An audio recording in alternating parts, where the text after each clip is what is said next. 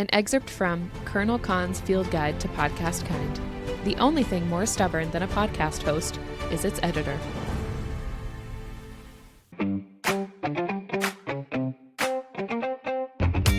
Yo, welcome back to Between Pages and Friends, a book club podcast hosted by Con and Lauren, two besties who read a lot of books, and Jon and Kyle, their five-star husbands who've proven they'll do anything for them, even join a book club. I'm Jon. I'm Kyle. I'm Con. And I'm Lauren. Guys, can you believe it? We are finishing ONYX STORM today. Oh my gosh. This is the third and most recently published book in the Empyrean Series by Rebecca Yarros. That being said, there will be spoilers for the entirety of ONYX STORM discussed here today, including things Rebecca has maybe even said in interviews. It's all on the table now. So if you have not finished the final chapter of ONYX STORM yet, go do that real quick, then come back and freak out about it with us. If you're deeply saddened by the end of this series coverage, do not fret. We're already working on getting our next series started very soon, and we may or may not be announcing said series at the end of this episode. Additionally, this is your mild content warning. ONYX STORM is a new adult book, meaning it was written for audiences 18 and up. Therefore, our conversations about this book are also best suited to adults. We'll be discussing themes and quotes from this section that include classic sibling drama, grand theft eggies, and plethora of deaths. If you love it here and want to hang out with us between episodes, you'll love what's going on over on Patreon. For $5 a month, you can join our private Discord, monthly book chats, and special live events, or jump into the $10 Found Family tier for early ad-free episodes, merch discounts, and even more perks. Links below. Come join the party. Then pack your bags. You're going to EnchantiCon 2025. It's happening August 15th, 17th in St. Louis, Missouri, and we are so excited to be official event influencers this year. We will be hosting a session all about Throne of Glass, celebrating fantasy and soaking in panels, meetups, and the legendary Far, Far Away Ball. Don't forget to use code FRIENDS15 for 15% off your tickets at enchanticon.com. See you there. And lastly, the best way to support the podcast for free is by leaving a quick review on Apple Podcasts or Audible. It only takes a minute, but it helps more listeners find us and keeps this little book fam growing. Here's a recent 5-star review on Apple Podcasts from our new bestie, Black Star Magic, titled, My Fave Podcast, and I read... If it's any indication how much I love Between Pages and Friends podcast, I re-downloaded my podcast app for them. From all of the witty banter to the in-depth conversation, and most especially all of the little inside jokes, especially the frog, if you know, you know. This conversation between friends really makes you feel like you are right there with them. Their different viewpoints really help me see the books in a different light. Perfect for when you're craving a reread but just don't have the time. Between Pages and Friends is the perfect solution. Thanks all. Blue heart emoji. Thanks, Black Star Magic. You're a real one. Thank you. Nice review. Appreciate it. All right. Welcome back to Con's last declassified fantasy pronunciation guide for ONYX STORM. First up in places, we have the port of Sudra. In characters, we have, just as a refresh, Reagan, mentioned in Rhee's POV chapter. This is Rhiannon's twin sister who had a baby boy named Lucas in book 1. Mentioned in Imogen's POV is Katrina Cardulo, her sister, and Trisilla Cardulo, her mother. We also get Quinn's nickname for Imogen here, and it's Jen. So cute. Wilson is the writer Brennan asks to report in the very last chapter, part of the group of writers that Violet doesn't recognize. In texts and excerpts, we have recovered correspondence of High Priestess Deserve to His Royal Highness Cadet Arik Greycastle, Prince Camlain of Navarre. I think this might be the first time we get his whole name. And then Leadership for Second Years by Major Pippa Donans. And then in Dragons and Griffins, we have Nurlock, Felix Geralt's Red Swordtail Dragon. I saw one source that said this means survivor, but I couldn't confirm that anywhere else, so don't quote me on that. And he then makes it to the end. maybe he does.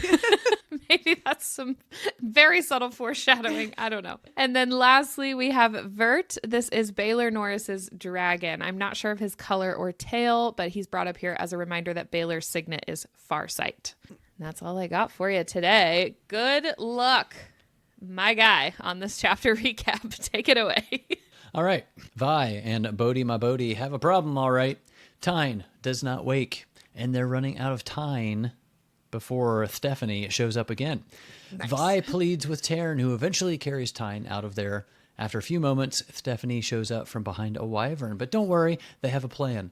Vi stupidly tries to throw a dagger at her, which Steph literally just waves away, not even halfway toward her. Like, really, Violet? I mean, really? Really, Violet? Come on. I mean, really? Violet, really? Really? Really? Really, Violet? Really? Come on now. Really? Okay. But really? All right. We get a couple more references here that Stephanie serves another, someone we've clearly not met or heard of yet, right? Mm-hmm. Right? Okay. Right. As Theophany starts to wield, Bodhi steps up to counter, clearly successful as there is no lightning in sight. But a sharp smile from Theophany proves otherwise, as they realize that they've been wrong this whole time. Theophany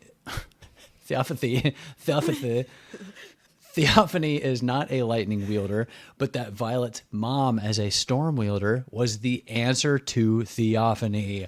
Dun, dun, dun! Dun, dun, dun.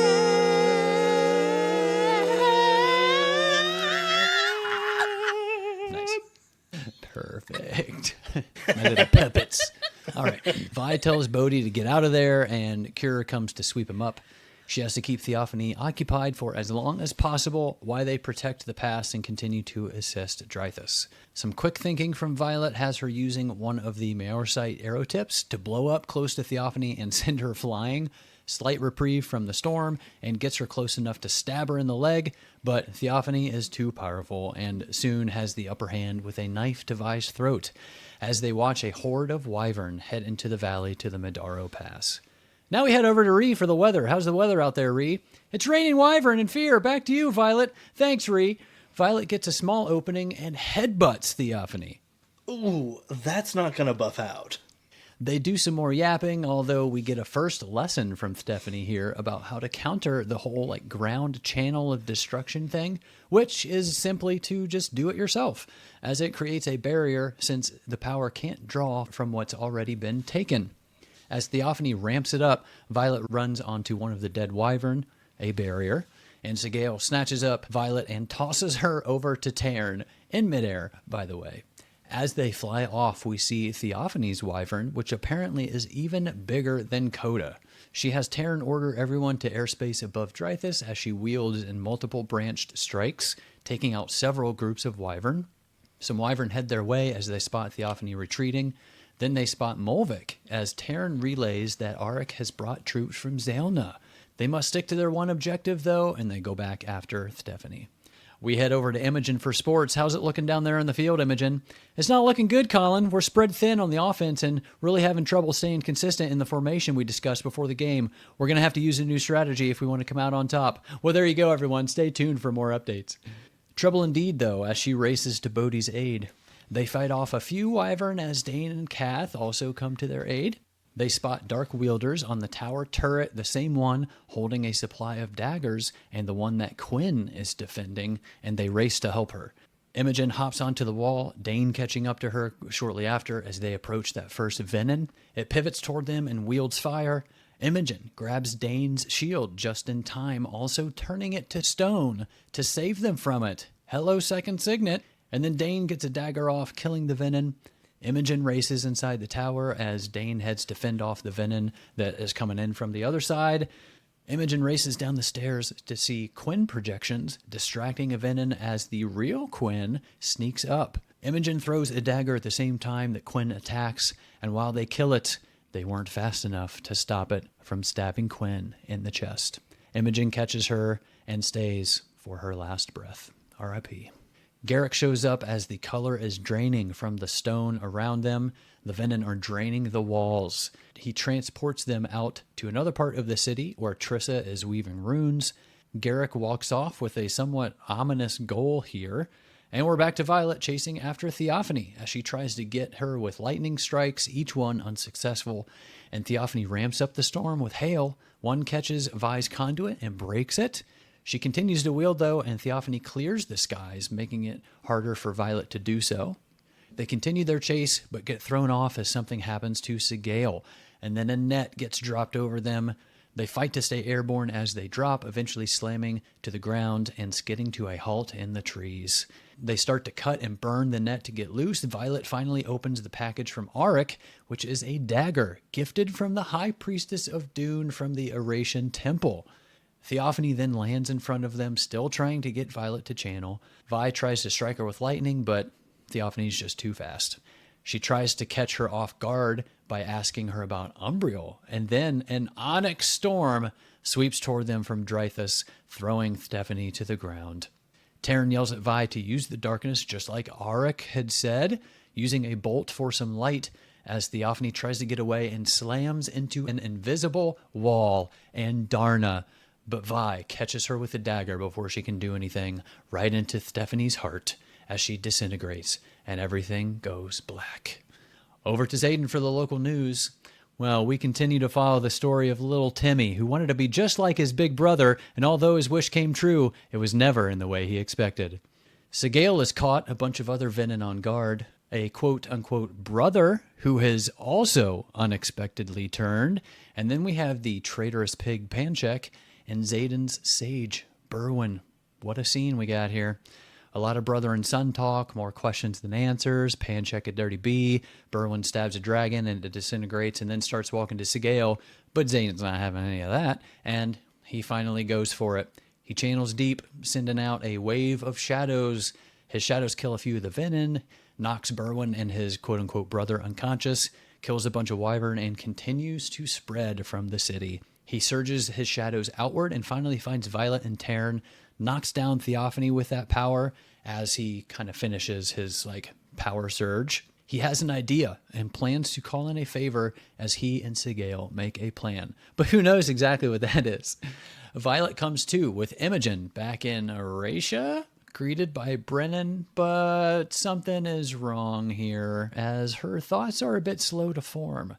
Brennan has someone report, and we learn that 4 riders and their dragons, plus 3 quote-unquote elders, were murdered in the valley, and now have 4 riders still MIA with Violet's return. The wards apparently were fired at Dreythus, and there are 6 eggs also missing from the hatching ground at Eurasia. She feels the bond for Tarn, but it seems like he's asleep, and Darna says he needs a cycle of sleep to recover, but recover from what? Brennan asks Violet if she has seen Zayden or knows where he is. Then they all notice the giant emerald ring Violet has on her finger, the finger. She feels the bond for Zayden now and gets absolutely nothing. She has a scroll on her that Brennan reads. It's an official blessing of their legal binding marriage by the head priestess of Dune's temple. On the back are 2 sentences written for Violet. Don't look for me. It's yours now. She asks Brennan how long she's been missing, and when Brennan replies 12 hours, she whips her head to Imogen with the burning question, "What did you do?" as Imogen replies, "What you asked me to." Dun, dun, What does it mean? Oh, shit. And my gif under this is something Alison Brie, actress, is going like... something like That's that. great for our visual listeners. Yeah. What about for our audio Yeah, ones visual here, Josh? listeners. You get it. All right. Let's do this. Chapter 60. Ooh. Yes, chapter 60. Very first note of the section, Bodhi is sort of sarcastically talking to Violet about bold strategy. Sending our biggest dragon away is definitely not going to bite us in the ass. And Violet responds, he'll be back. To which I was like, yeah, he's always just 20 minutes out at most. 5 He's minutes. always I'll be saying. there. He said it a few paragraphs earlier when he was coming in. He's one of those guys that says he's on his way, but he hasn't actually left his house yet. Yeah, he's getting know. off the couch. Oh, I'm That's on my me. way. That I'm is on a my way. perfect explanation. I've already Oh my left. gosh. I've already left. I'll be there soon. He's like, I'm 20 minutes away. And you're like, you live next door, dude. Come over. What do you mean? Oh, that's good. My next note here is when Theophany is kind of given a little monologue here, and she says, she ends it with, "And I will prove myself to him this time." And I was like, him being a grand maven of some kind, or do they serve a god, perhaps? That's a good. Not sure what this that is actually a really good means. question. That's interesting. Don't know. I also, had this highlighted in a little bit later in the chapter. Hi, Minnie. A little bit later in the chapter, it says he's waiting, and Violet's like Berwin, and Theophanie's like, as if I would answer to that fool. I think not. So I don't know who this him is. I know, or he, clearly not but Berwyn. somebody. And now that we know, like, Theophanie's not the big bad, like, maybe this guy, it's like leading up to This guy. this guy. Freaking guy, bro. Violet's gonna meet him and be like, "Oh, this dude." Jeez. What if it's like Melgrid or the king or somebody like we already know and think is kind of a baddie, but like, I have a theory on that. you know, like a baddie. Oh, so Violet would be bet. like, "This guy." It is? You should have just told me it was him. I would have come from the beginning. Yes, I'll be vetted. Sign me up. With some of that tasty dirt. And we're making mud pies. Oh my god. This is just another like random quote, like a random one-liner that Theophany throws out there that I have absolutely no idea what it means. But Theophany, I think like Violet's making some plan against her and she's like, "You think that's going to work?" And Violet's like, "It has to. Magic requires a balance, right?" And it's the oldest rule out there. And Theophany says, "But once a century or so, we get a chance to skew the scales in our favor, and I will prove myself to him this time." So whoever him is, but also like, does this mean there doesn't have to be a balance for all things in magic sometimes? And how many times has Theophany tried whatever she's trying right now with the lightning wielder? Because she says this time, so maybe it's happened before. And at some other point in this, she says something to Violet about like, "I can wait around for another lightning wielder to come," or something like that. Like she was trying to say she doesn't need Violet, but Yeah.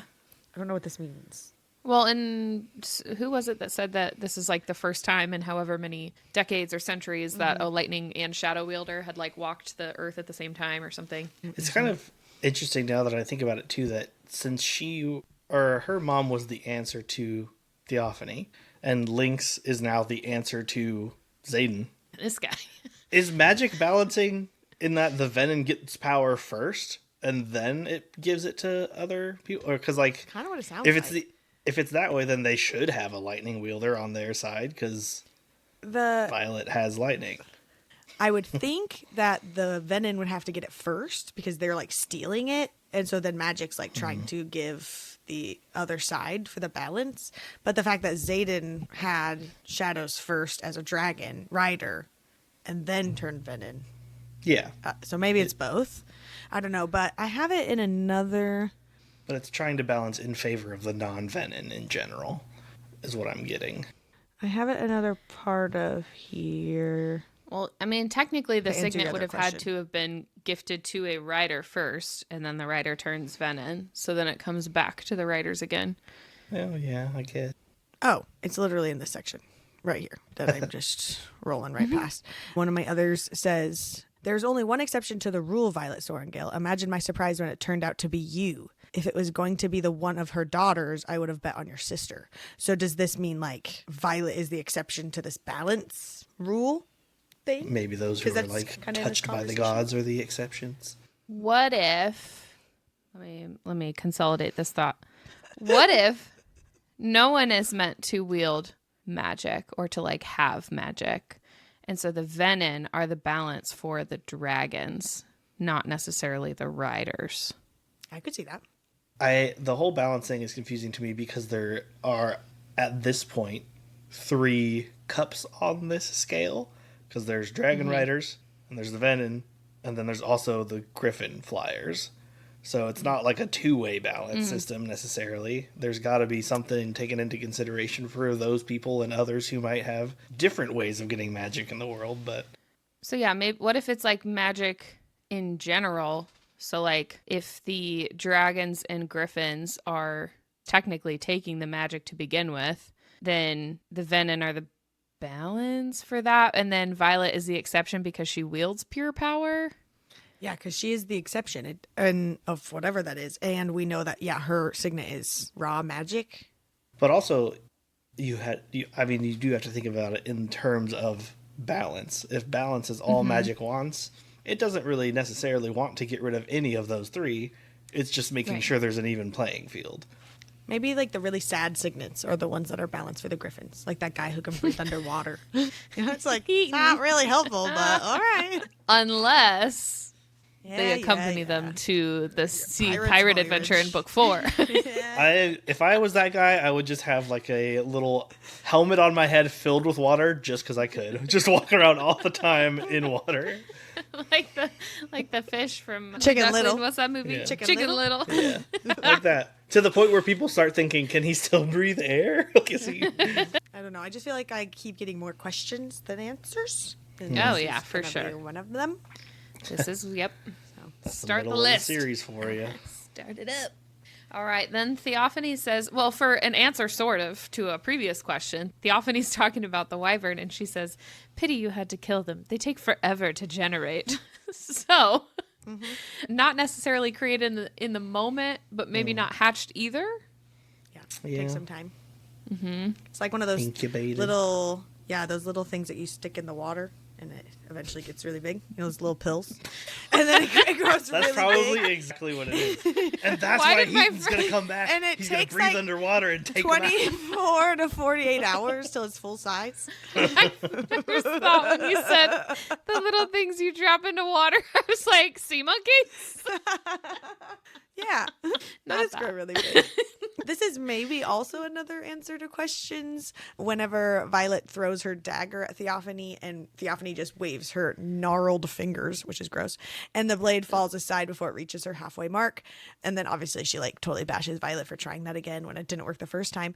But in like literally the chapter before this, when Xaden's shadows get like pushed away and I was like saying maybe that was Bodhi, or like how did that happen? Maybe like Theophany has some, like that was part of that as well, and it was Theophany, not Bodhi. I don't know. Interesting. I'm suspicious of Bodhi, so I definitely thought it would have been her to like push away his power in some way. But this also made me think of like it sounded like she tried to throw this thing so hard and Theophany was just like floop. And it made it made me think of the beginning of the Mario movie when the little penguins are throwing the snowballs at Bowser. Yeah. it's exactly like And they're like so tenacious about it, and he's just standing there like getting pelted with like tiny little snowballs in the face. It's just like, well, and like it's like Violet's POV and the music's intense and she's like throwing, and then it switches to Theophany's POV and it's just like her shoulder pops. It doesn't dislocate, but it pops. She's like, ah. Anyway, that is good. And then we learned that Theophany is not the answer to Violet's signet, but that Violet's mother was the answer to Theophany's. So Theophany is a storm wielder. And Kyle was like, you lied to me. And I was like, what do you mean? He's like, I said that tornado at the beginning was Theophany and you said it wasn't. And I was like, I never said it wasn't. I just said I didn't. We didn't know that in the book yet. I was trying not to give it away, but anyways, that totally did happen.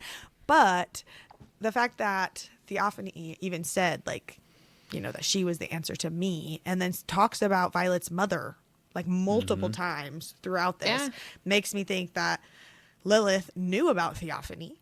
And then also that means that leadership, at least Lilith, knew that Venin can wield or whatever and have powers.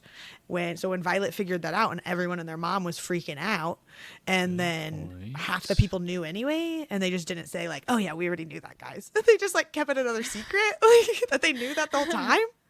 What if the Tyrish dagger that Lilith kept on her desk was also made with that stone from Dune's temple oh That'd man, be fancy. because of Theophany? What if, since Theophany was like supposedly a more natural, better storm wielder, right? Everyone was always talking about this thing that happened near the beginning. What if the storm that happened while Violet was on the parapet was not her mom, but Theophany overpowering her mom for that little bit of time just to get that storm on the walk? Well, she wouldn't have been able to wield within the wards, right? Oh, yeah. But I She'd also be have outside that, the like, wards, just send a cloud in. Winnie the Pooh style. It's true. Just start the I'm storm. just a little rain cloud. But for real, she just has to start. Her storms can go on their own. Like, that's part of it, too. Like, when she Yeah. starts it, she Yeah. can kind of get it to go in a certain direction. But I also wrote that, like, every single time, and I'm pretty sure it's, like, every single time Violet is about to fight somebody, it starts raining. And maybe that has to do with Violet's signet and, like, the lightning or how... I don't know how she would do that, though. But it's...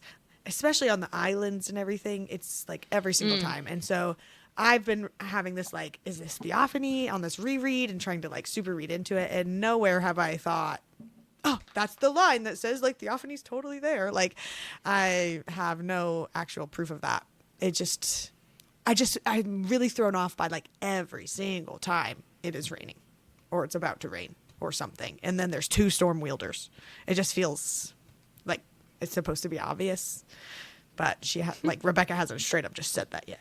So. Plus, I mean, if you think about it, I don't know how the wards are supposed to be, if it's like a perfect cylinder that shoots into space, or if it's like a dome that has a top part that they could just fly over and have a storm above that falls in or whatever. Yeah. Yeah, I don't know. I would imagine a dome because they can fly, but I know it's circular in the sense that that's where the wards go for the cover of Navarre's Edge or whatever. But My next note, Con and I talked about this for a little while, but about why Bodhi can't counter theophany.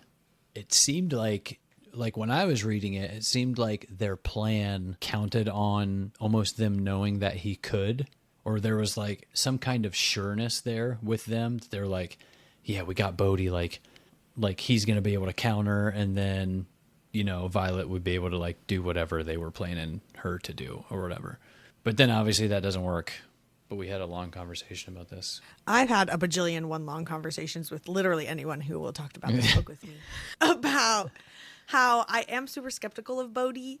And I had also seen online somewhere where people were talking about if Bodhi was like, I can't get her signet. Why isn't this working? And then the whole time Violet's like, oh, Taryn's too far away. I can't feel any of my power. Like, I guess I can't wield. And that, what if Bodhi was like actually trying to counter Violet's signet in that moment and stop her somehow, and he's somehow evil or something?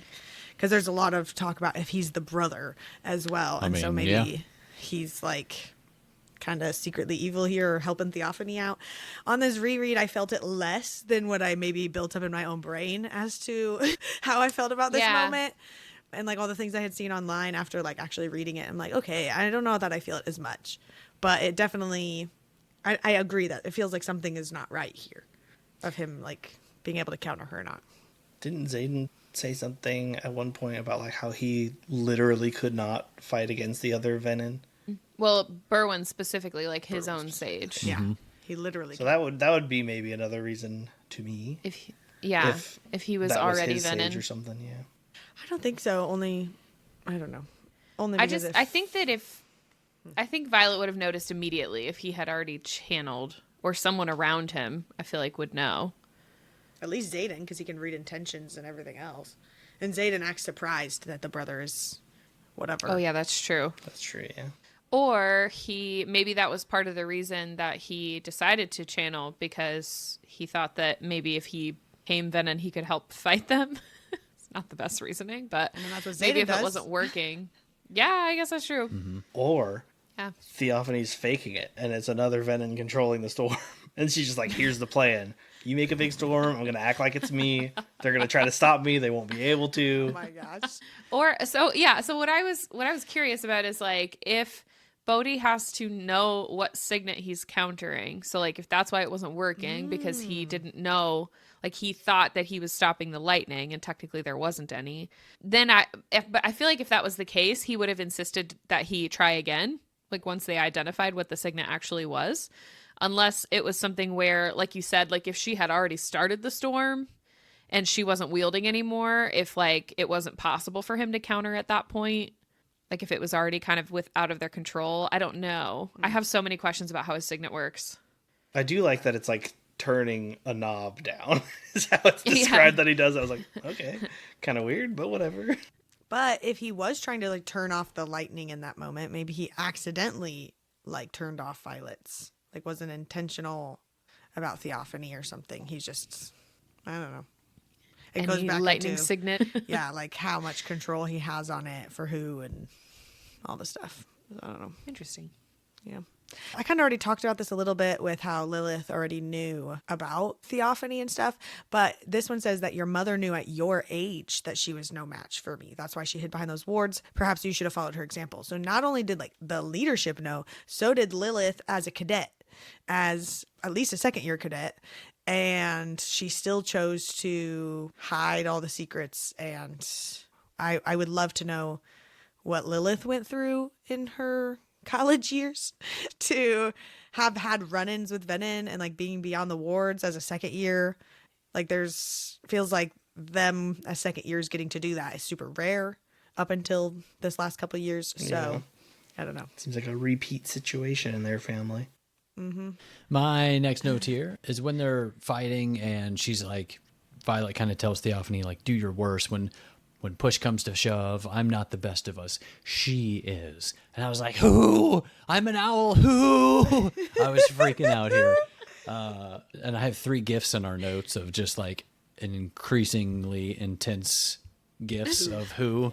And that's literally how I felt reading this. But also from this, it goes into Rhiannon's point of view chapter. So like, are we to assume that she means that she is talking about Rhiannon here? Since it goes into her POV chapter? That's how I took it. Yeah, that's I thought she meant. well. Oh, What did you I think? thought she meant that Theophany was the best of them No. because she's been comparing herself to Theophany the whole book and how she's not as good at her as I her don't think at so. like her No, signet. it's or whatever. definitely Rhi. And her don't being think like, so, because 'cause she's the best of us. And then it switches to Rhi, who is the Because best it seems of like us. she was that makes sense. referencing, like another writer. Like, I'm not the best of Us. like, not even necessarily the writers, but thanks, Just Kyle. keeps finishing You the will. sentence. Yeah, just not all the writers, but like the squad and everything. I wouldn't Yeah. count. Yeah. It's like the scene in the movie where it's like, you haven't met this guy yet, and then it just hard cuts to what that guy's doing to come save the day. I'm with you. I thought it was Rhi too. Yeah, Okay. totally makes sense for it to be Rhi. Which, Nice. when it switched to Rhi, I had a full-on freak out. Oh my god, this is happening moment. The very first time, I like almost threw my book. I was so excited. I was like, "What, Rhi?" I was like freaking out. It was so good. Oh my gosh. Okay, no, that does make sense looking back at the sentence right before that because Violet says, "You're right. I can't be everywhere. I don't have to be." Yeah. And then she says that. So that makes sense. Okay. I wasn't putting that together in my head.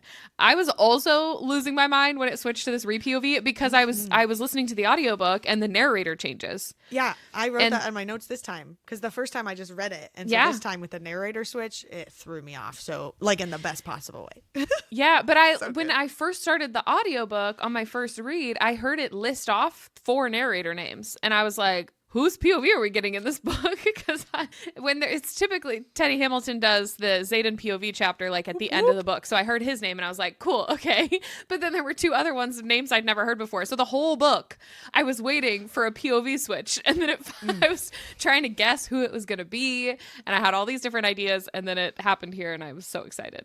I knew that it had listed 4 narrators, but I did the physical read on the first read of it, and so I think I just kind of forgot about that concept. Yeah. And obviously when it switches POVs, I still freaked out. So this time I've been doing like immersive reading, like I'm listening and reading it at the same time, and so that totally threw me off with this end because it's completely forgot that was even a thing. So super excited, and shout out to all the good. narrators because they did a super good job. Good job, narrators. Thank you. All of them did. I read the book, so I narrated it in my head. So You did great too. Great job, Kyle. And now for a dramatic reading from Kyle. Of the whole chapter. that's our bonus episode. All right. So in this Rhiannon POV chapter, it starts off with a little pre-chap. Blurb. Ooh, that was good. Good job, guys. You guys gave me like the R&B kind of feel, so Some you know what I mean. chills. We Wow. gotta I like the slowly whisper. amp it up throughout the episode. Okay. So How many more do we have? I think 3. 2 maybe. 2 maybe. I was gonna say, is it just gonna be a straight escalation 1 to 10? I think there's 1. No in 2. between. We got Just 2 more. screaming the no, next we one. got 3 more. 3 more. Okay. Okay. All right. So in this first pre-chap, Leadership for Second Years by Major Pippa Donans. I'm guessing this is Arlie Donans' mom or some sort of Oh, relative. yeah. Arlie was, if you have forgotten, she was the girl from book 1 who died on the gauntlet R.I.P. And her dad was a writer and used to set up like American Ninja Warrior style gauntlet courses in their backyard for her and her brother Chase. Just like maybe a potential nod to the character. But I also thought it was cute that we're seeing this text for the first time in Rhiannon's POV because she's our little squad leader. Yeah, it's cute. That was cute. Yeah. So in this chapter, I have to call this out because in episode 7, like 11 weeks ago, Jon said this in his thoughts and theories. This was like early in Iron Flame. And I quote, "I would love to see a couple characters develop into some real badasses. We saw that with Liam a bit before his unfortunate end. But like Riddick or Sawyer, Rhiannon too, just something where they turn into an absolute menace of a writer." And I was grinning like an idiot knowing this line was coming from Rhiannon and Fear because Rhiannon says, "That's a little menacing." And Fear snarls, "Then let us be menaces." Nice. Pretty good. I was like so excited for you to get to this Nice. part. And then she goes, "Burgalicious," And as starts they like fly off. breakdancing. That is pretty maniacal. The veteran can't help but dance. Something's come over They them. be lining down the block. Burgalicious dip. So good. I also love, though, from Rhee's POV that we do see this like squad leader brain of her like planning out their formations and like calling them by a title and like a name and I don't know, just all of that side of her. And I was like, oh, she makes such a good squad leader. I love her so much. She is the best of us. Oh, she really is. Jonathan. Yes, the next note here that I have is Rhiannon's point of view of Riddick doing something to the wyvern in midair, and he's like leaning over or something, and he's like I think holding out his hand to the wyvern, and she says, "Holy shit, I think it cracked in half as it like falls to the ground." And I was like, "Oh my gosh." I was like, was this him doing the orange thing in real battle? Like he froze it from the inside out. I forgot about the orange. Heck, yeah. Well, and he did it to a whole freaking dragon or wyvern. Yeah. That's so cool. Solidified it into ice. As it And that he's drops doing and it breaks while in half. flying. Like that he like just kind of Yeah. leans Yes. down Little- and touches. It's like a little. Like, what is he doing? Yeah. So good. At first, the wyvern thinks it's getting like a belly rub. He's like, "No, wait, no." My organs. Oh yeah, man, Scritchies. Oh wait. It started out so nice. The wyvern in midair. Ooh, scritchies. That's, In that that's how they learn their weakness. Is the wyvern love belly squidgies. If you just do that, they roll right over. I'm coming for you. That's all it took the whole time. Get him. That is how Riddick would Oh, approach God. that scenario, though. You wifey, Who's a good wifey. boy? Well, we're gonna try this, and if it doesn't work, then I'll fight them. Oh, Oh, so good. Okay, chapter 62, we go back to Violet's POV. Theophany says, "Do you not want to have forever with him?" And she's talking about Xaden. And Violet's like, "I already do." And Theophany says, "We're excellent actors, but our kind doesn't feel what you call love."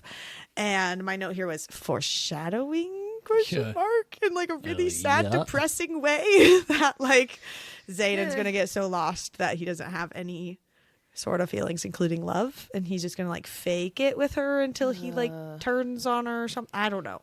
There's so much that could go into that. Well, But and he keeps telling her that she's gonna have to be the one to kill him. Like there's so much just blatant foreshadowing for that, which I also have a thought on later, but I don't like it. I mean, we already saw that kind of dissipating in him when that happened at the end. So, yeah, if she not didn't say like looking "I good. love you" right at the end, he would have like completely forgot she Right. was even there. yeah. Yeah. Yeah. And then also when Violet and Stephanie are talking, she says, "You think I won't do it? Take your life?" She studies me with a malice she'd previously lacked and draws a green-tipped dagger. And I'm like, at this point, no, I really don't think you would. So I don't know why you drew that. Do what you would. I don't know. Had several opportunities. Yeah. And she didn't. Yeah, exactly. And she did. And she didn't. Oh, so she starts to like channel from the earth, and Violet is looking for a barrier, kind of as Theophany hints at, and she ends up hopping up on one of the dead wyvern. And while she's there, Sigale grabs her off and then throws Violet to Tarn in midair. It says, I careen into the storm with as much grace as a flailing drunkard held hostage by physics. And I was like, this is absolutely incredible. Like, I would love to see this scene from like a movie where Sigale grabs her up and then as starts to bank, she just like flicks her talon and like lets go of Violet, and Violet's just like, oh god. And like Taryn is black, so you don't see him coming. He just like comes in and gets her. He's the knight. He is the knight. I am the knight. Just like those YouTube videos where a guy falls and it's like clearly a rag doll going down the Doing somersaults in midair. Yeah. Oh, that's funny.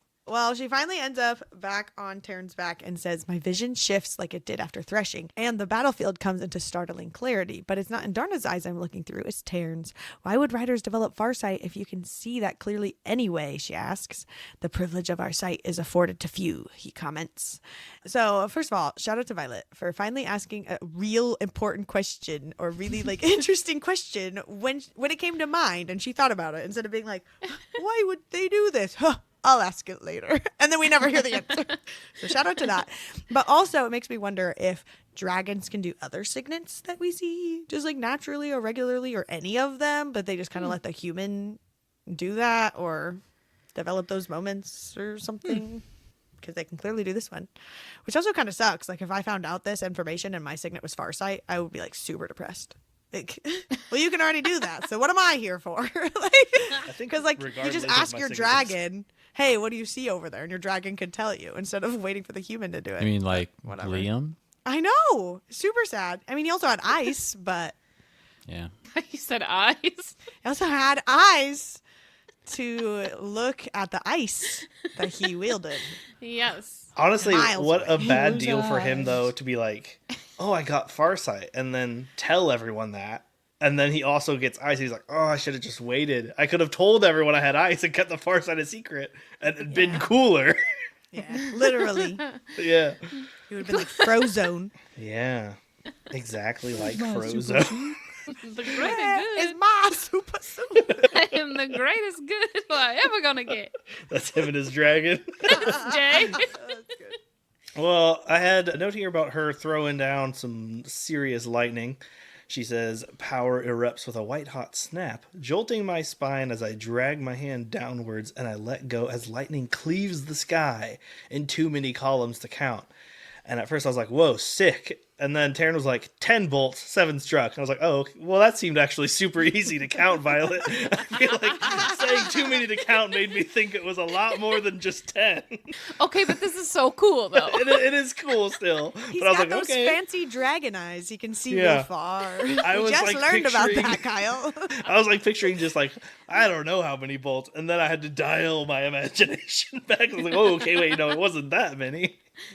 But she does it a whole bunch of times. She does do it a whole bunch of times, but it was just funny to me for her to think, I can't count that many. And then Taryn's like, 10 and 7 of them hit. Are you not paying attention? Look with your special eyes. Oh, okay. My next note is this part where in Violet's POV, it says 6 surge for the city, 2 fly our way, and 3 retreat into the mountains, including Theophany and her monstrosity. And I wrote dibs on the band name. And I wrote, but seriously, she's running again.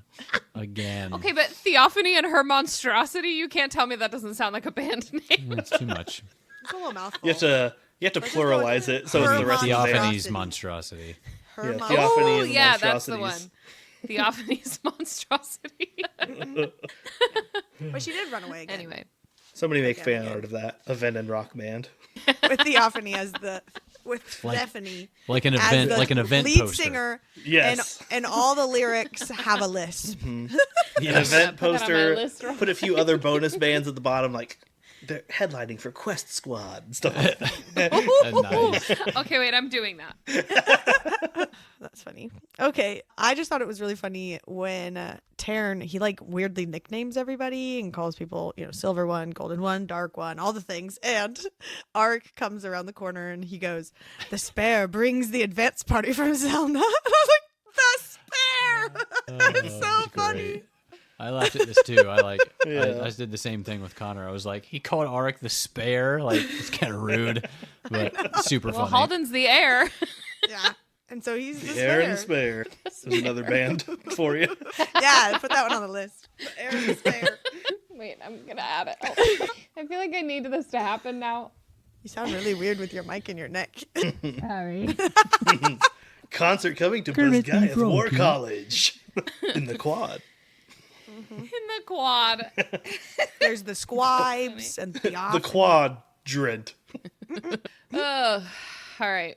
Chapter 63. We got the Imogen POV chapter. Imogen. Jen. and Gwen. Quinny. Oh, Gwen. I said Gwen. Gwen. My bad. All right, so we're starting this chapter off with another pre-chap. Pre-chap. Recap. Blurb. All right, okay. It's all right. It's not my best. Level. Do you want to try it again, or you want to it's just keep fine. rolling? It's fine. All right, okay. We got two All more. right, I'll well, figure it out. Yeah, we got 2 more to up our level. It's the last ones, guys, so we got to really bring it. That's true. That's very true. So, in this pre-chap, the last words of Chardulo, Imogen's mom, this just felt like a big oof because I'm assuming that she was saying this to Lilith. Does that feel like a fair assumption? Yeah. She was saying, my daughter and I will meet Malik with clean consciences. Will you and your daughters be able to say the same when they come for you? And knowing that when they come for you, God.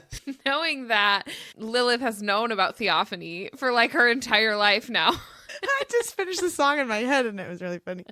What you gonna do when Ben come for you? Best guys. That's so funny. Okay. Oh, man. Anyway, learning in this chapter section that Lilith has known about Theophany specifically for so long.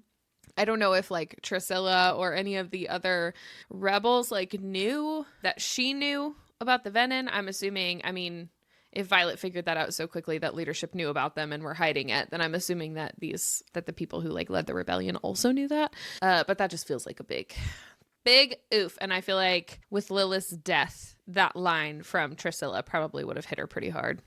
I don't know. Yeah. My first note here was just that I love seeing the different relationships with the dragons. Like, I feel like in this book, we got to see a little bit more of like Riddick and Atrum, and then we just got to see Ree and Fergie. And so now getting to see Imogen with her dragons named Glaine. And I don't know, I just thought it was really cute with their like little back and forth and stuff, especially with the like counting the deaths. It felt very Lord of the Rings with Legolas and whatever that other guy's name is. What was it, Kyle? Gimli. Gimli. Thank you. I knew said it that when I was one. I'm talking. very ashamed. I can see him in my head. He's short. He's got a beard. Profiling. Kyle.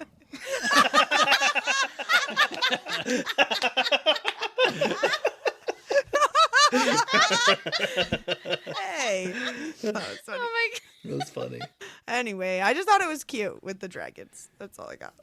My next note here is Imogen and some badass maneuvering here, and she's jumping onto the stone walls. It says, reaching Glaine's talons, I leap into the rain without hesitation. My pounding heart fills my ears while I'm airborne, and the northern wall rushes up to meet me. I bend my knees to absorb the coming impact, then run the second my boots hit the stonework so the momentum doesn't kill me. I hurtle forward and narrowly avoid falling on my face on the wet expanse of cobblestone as I sprint toward the back of the Venin in crimson. And I'm like, this is crazy and also crazy impressive. Like, this was a wild stunt here from her. It's like we get like little snippets of her doing like being like this, and even like while she's like training Violet throughout, you know, all the early years and stuff, but this is like seeing it in action, especially from her own perspective, and she's just like talking through it is pretty. Well, we pretty saw sweet. like the one class where they were all trying to like do the running start and the running off their dragons or whatever, and Violet had to do a whole different way of that's staring right, or whatever. yeah. So I thought, this moment with her, and then how Dane just like jumps right in there, and I'm like, 30 years, they got it down. I and know. it's epic, and because we only saw others like practicing and breaking their legs and couldn't do it. Yeah. So to see the ones that like can do it really well, and obviously in the moment, it's cool. Yes, and it was cool to see another character's mental grounding place. That was just kind of thrown in there. In Imogen's POV, it said, I opened the door to my childhood home and flood my body with Glaine's power. So that was kind of a cute little call out. And then, hello, Imogen's second signet. Hello. Heat surrounds us, and the leather hardens in my grip as the shield turns to stone. I also love that this was just kind of thrown in there because my first read, I was like, wait. Hold on, go back, reread. That's right. Yeah. That's right. Well, I said Kyle had finished the book and we were sitting on the couch and I was like, so, what did you think of this? What do you think of this? What do you think of Imogen's second signet? And he goes, she doesn't have a second signet. And I was like, oh, yes, she does. I was like, he just read right over it because it is just like this one line and it just moves Look, on. in my defense, and Lauren was upset at me for this too, I was very, very sleepy at this part. So after this chapter, I was like, I have to stop because I fear I'm not really reading. And then the next day I picked up with the next chapter. I remembered the big sweeps of this chapter, but yeah, little things like that. I was like, I shouldn't do He that. did get online to play video games for the next several hours after finishing his reading session, but was sleeping. Because it woke me back up. Oblivion is in danger. I mean, Oblivion. Sorry, Cyrodiil's in danger. Oblivion's doing great, actually. Oh my god. Well, she does kind of sneak it in here, but then I don't remember if I put this in. I don't remember if I put this in my notes, but in the very last chapter, in Violet's POV, because Violet still doesn't know about Imogen's second signet, or if she did, she doesn't anymore. And there's a part that says, like, Imogen goes so still, she might as well be stone. I was like, ha ha. Rebecca. I bet that it's been used a bunch of times and we just didn't know it. Yeah. Or didn't look for it and stuff. And honestly, like this one line, it happened so fast. And I feel like I was mentally aware that Imogen had a second signet, but it's not something I like looked out for on this reread. Yeah. Specifically of Yeah. all the things to look out for. It was not one that was Yes. at like the forefront of my mind. So I bet it's happened other times and we've just missed it. But I'm still waiting for like some of the ones that were mentioned crazy early on that I've not seen since. I really want to see the Ant-Man dude who makes things smaller and larger, and that's how they made her scale armor. I was like, what a crazy ability to have, and like, what else are they doing with it? I hope that it's in one of the future books. I thought you were about to tell me some dude who controlled the ants. And I was like, I don't remember that. That too. That would also be acceptable. Go up to the bed Well, and it think, would you be- think the earth is safe, huh? Ants everywhere. You're going to touch the ground right there. Right there is where you're going to touch the ground. It would be kind of funny if the Ant-Man guy came back later because it was implied that Mira like slept with him. Yeah. Yes. And that- So I then feel if like she's with Drake. Yes, I was gonna say. I feel like It'd be kind of funny. Drake and Mira's relationship has to progress a little bit more for this dude to show up. Yeah. And then Drake Yes. get all jealous and stuff. Yeah. I want Drake to be intimidated by that. To be like, you can make things larger, you say, huh? And she's like, and smaller, yeah, hey, you know. From this like second signet reveal though, I just thought it was so funny that Dane is there watching. He's like learning all kinds of new things today. And he was like, and we're gonna talk about whatever the fuck that just was later. After he like just found out that Garrick can distance wield, he's like probably, I don't know, he's probably spiraling more than we are trying to put pieces together. Well, and I wonder if the mind sweep, like the taking memories away would work on Dane because he also has that kind of power. And like we know right now that Dane has to physically touch somebody for his signet to work, and I think Imogen's Hello? Garth. I think Imogen's does too. So like if Imogen and Dane are both trying to use their signet at the same time, would it just like counteract each other? I don't know. Or can Dane read memories that have been erased? Does Imogen keep the memories herself, or are they just gone? Maybe. I I don't have think he can either. I've seen that theory, and I just feel like why wouldn't he just go read Imogen's? But like, why does he have to? She would not let him anywhere near her. Yeah. Just you wait. Heyo. Okay. All right. Yep. My next note here is when he shouts over his shoulder, but Imogen, it says, I've already passed him using lesser magic to boost my speed. And I freaked out at this, even though Lauren's following notes here, but I was freaking out. I was like, why are we just now learning about this thing, Rebecca? Is this something only a few people can do? Like, but it's lesser magic, so I would assume like everybody could do it. But then Lauren kindly reminded me. Yeah. In like one of the first challenges where Imogen breaks Violet's arm, she gets in trouble from Dane for using her like speed, like Don't her even lesser remember magic at it. But yeah, And okay. then Shoot. you're good. And then in Iron Flame, whenever we don't know what Violet's second signet is yet, I thought that she had like super speed Oh, because yeah, she I had do all remember these you like saying little bursts of whatever, but I'm Yeah, pretty yeah. sure that was just lesser magic getting used, or her like when Mira shows up in Erasia and she like runs down the hall and her feet barely touch the ground or whatever. I was like, oh, that's her signet. She's going to be like the Flash. But instead, in the Flash and the Batman, they'll Of team up lightning. together. Oh. And, yeah. But, Batman. yeah. Yeah. And then I also had a note about Quinn's weapon here, because it mentions when Imogen is going down the stairwell and she mentions that Quinn has her Labrys on her back. And if you don't know what a Labrys is, it is a like double-edged bladed axe. And I just think that is freaking sweet. I mainly picture this as like a single hand wielded, so it's like a shorter one, smaller blades. But if she had like a full length, double handed freaking Labrys, like, oh my God, that'd be so sick. I wish that was in here more, just chopping heads off and stuff. That'd be sick. But anyway, R.I.P. fun note. R.I.P.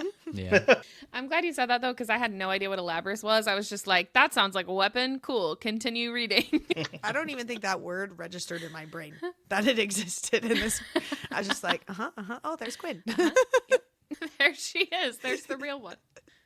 Speaking of Quinn, on my first read, I was like kind of annoyed when this whole sequence with Quinn started, because I knew it was just in here for the sole purpose of emotional damage. I was like, oh, Rebecca's just trying to make us cry at the end of the book. Ha! And then I cried both times. So this is an add to the cry counter for me in this episode. I totally cried for Quinn. Again, I knew it was coming. And she's like hardly in the books at all. I think it's just that you love Imogen so much by this point. And it's the part like, it's the part where Imogen is like begging her to stay. That's the part that makes me cry. Yeah. Also, I'm really upset that we don't get to see more of Quinn's signet, because I think it's so cool and we only got to see her use it a couple times. And I'm bummed that signet is gone. Yeah, this is a major cry count for me, especially when they like kind of do a little throwback to the first time Quinn and Imogen meet. And she's like, hi, we're going to be friends. Oh and Imogen's gosh. like, we're about to die. Like, we could die right now. And then Quinn's like, well, then we'll make it a good one. And that's like one of her last lines she says. That's when it got me, like, hardcore. And then I've been trying to live stream some of my reading some in Discord. And we've been, like, silent reading together. And it's been really fun and cute. And so I'm fully crying, having a whole moment. And then just Con sends a little message like, Lauren, are you crying right now? I was like, yes, Imogen. Everyone's like, gosh. oh, we're here for you. And I was like, thank you guys. The whole Shout out to community was Patreon. around me. This is another point where Lauren was saying, like, if you read it when you were fully awake, it would have definitely been, I think, like a cry counter for you. But I argue the point of, like, we didn't really know Quinn that well, and we really don't know Imogen well enough or their relationship. And my only evidence is because they do the flashback of when they meet. Like, if they were more major characters, I wouldn't have needed that little, like, hey, here's how they met. I was like, okay. Like, you're throwing it in here just to make it feel more sad. Because I do remember reading that part, and I was like, okay, this is kind of like how, Connor, you said, you felt like it was there only to try to... Well, it worked for me. To pull some tears. But it worked. Yeah, I don't know. It was Quinn, just I liked like- her, but... Yeah, I mean, anytime she was mentioned, like throughout the whole series, it was literally just to say that she's Imogen's best friend. Yeah. Or like she's the only person Imogen cares about, or they're Which I sharing a think- room, It's going to be major character development for Imogen later. And potentially maybe. how she is now that Quinn is gone. Especially even because Quinn, one of the last things she told her to do is like to go for it, assumedly with Garrick. So like maybe she'll be like, for Quinn, I'm going to do all these things and, whatever. And make for it a Quinn, good I'm going one. to do you. Hey, This that's is for what our Quinn. best friend wants. Garrick's, And Garrick's like, okay, all right. stop shouting it. Oh my gosh. John, did this make you cry? No, because his parents showed up Stop. right when Hold Quinn on, was hold dying. on now. Hold on. He's See just how stopped they reading. try to get us... Something Hold important on. was happening. They try to make it seem bad on us. I read it up to like right past that point. And I had to stop, but I did go back and I got the full experience. I did reread it and got the full experience, and I got like there's like a little sprinkle into the eye, but no tear. I'll take it. A sprinkle. A sprinkle into the eye. Yeah, you know what One I of mean? your kids just spit From where? at you. It's like, Yeah, I get you. A little misty eye, Little, perhaps. little misty. A tear sprang to the eye, but did not Sprang. fall. I sprang to the eye is strong. I don't like it when it sprang. Gently approached the eye. It's like That that might moment. even be strong as well. It's like in Cloudy with a Chance of Meatballs when the tear falls and he's like, get back in there. He's like, yes, that moment.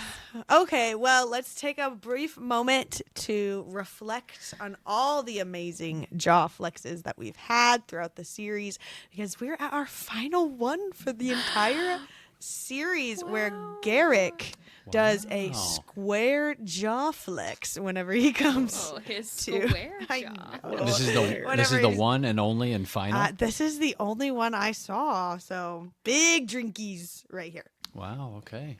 I'm out of water in this exact moment. Wow. Yeah, because you drank it all. It's the last one. There's literally no yeah. more water. No more I drinkies. chugged it.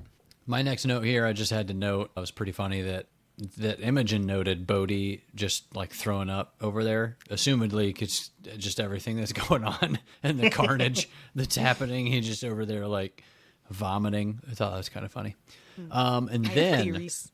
huh? I have theories about that. Have theories about that? I don't know. That's like that's why I maybe- also put assumedly, Yeah. like assumedly from everything that was happening. Like maybe there was another reason that was happening. So I kinda feel like- I feel you. If he's the brother, like maybe that's when he channeled. And Sure. he was like, what the F did I just do? And he's like, oh, Yeah. they're throwing up. True. Something. Yep. I don't know. Yep, I feel you. We'll get to it later. Yeah. Yeah, all right. And then when Imogen here, like right toward the end of the chapter, she says, "Tell every writer within the walls to get over here and disarm. It's the only way we're living through this." And I was like, disarm? Like, what the hell does that mean? But you Yeah, also doesn't set me it- straight again. Yeah, I think we learned about it in like Samara, where they had just like a pile of daggers underneath the Oh, fortress Yeah. or something, and that's like what helps boost the That wards makes or sense. something like that. I guess it And was that's just also like, why they came to Queen Mariah died, because they had like 6 cases there, and they were going to spread them out to all the different places, but instead they were like stopping it before the wards could be spread I out. guess and that was stuff. another reason why they were trying to get those 2 cases out, like that Quinn was trying to help with and stuff. Yep. I guess it never occurred to me that they were trying to like fire wards, because apparently there's a ward stone at Dreythus, right? Or Yes, something, or 'cause did they just do use that at them? the end? Yeah. It sounds like Dreythus is covered by Like- wards now. Like what? Because I thought that would have been like a bigger deal of their goal, and maybe that was just part of what they were doing. It was just like unsaid to the reader.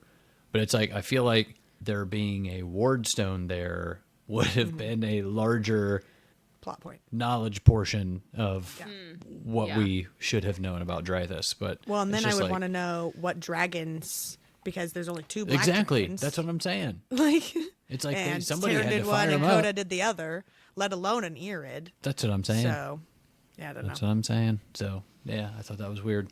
Anyway.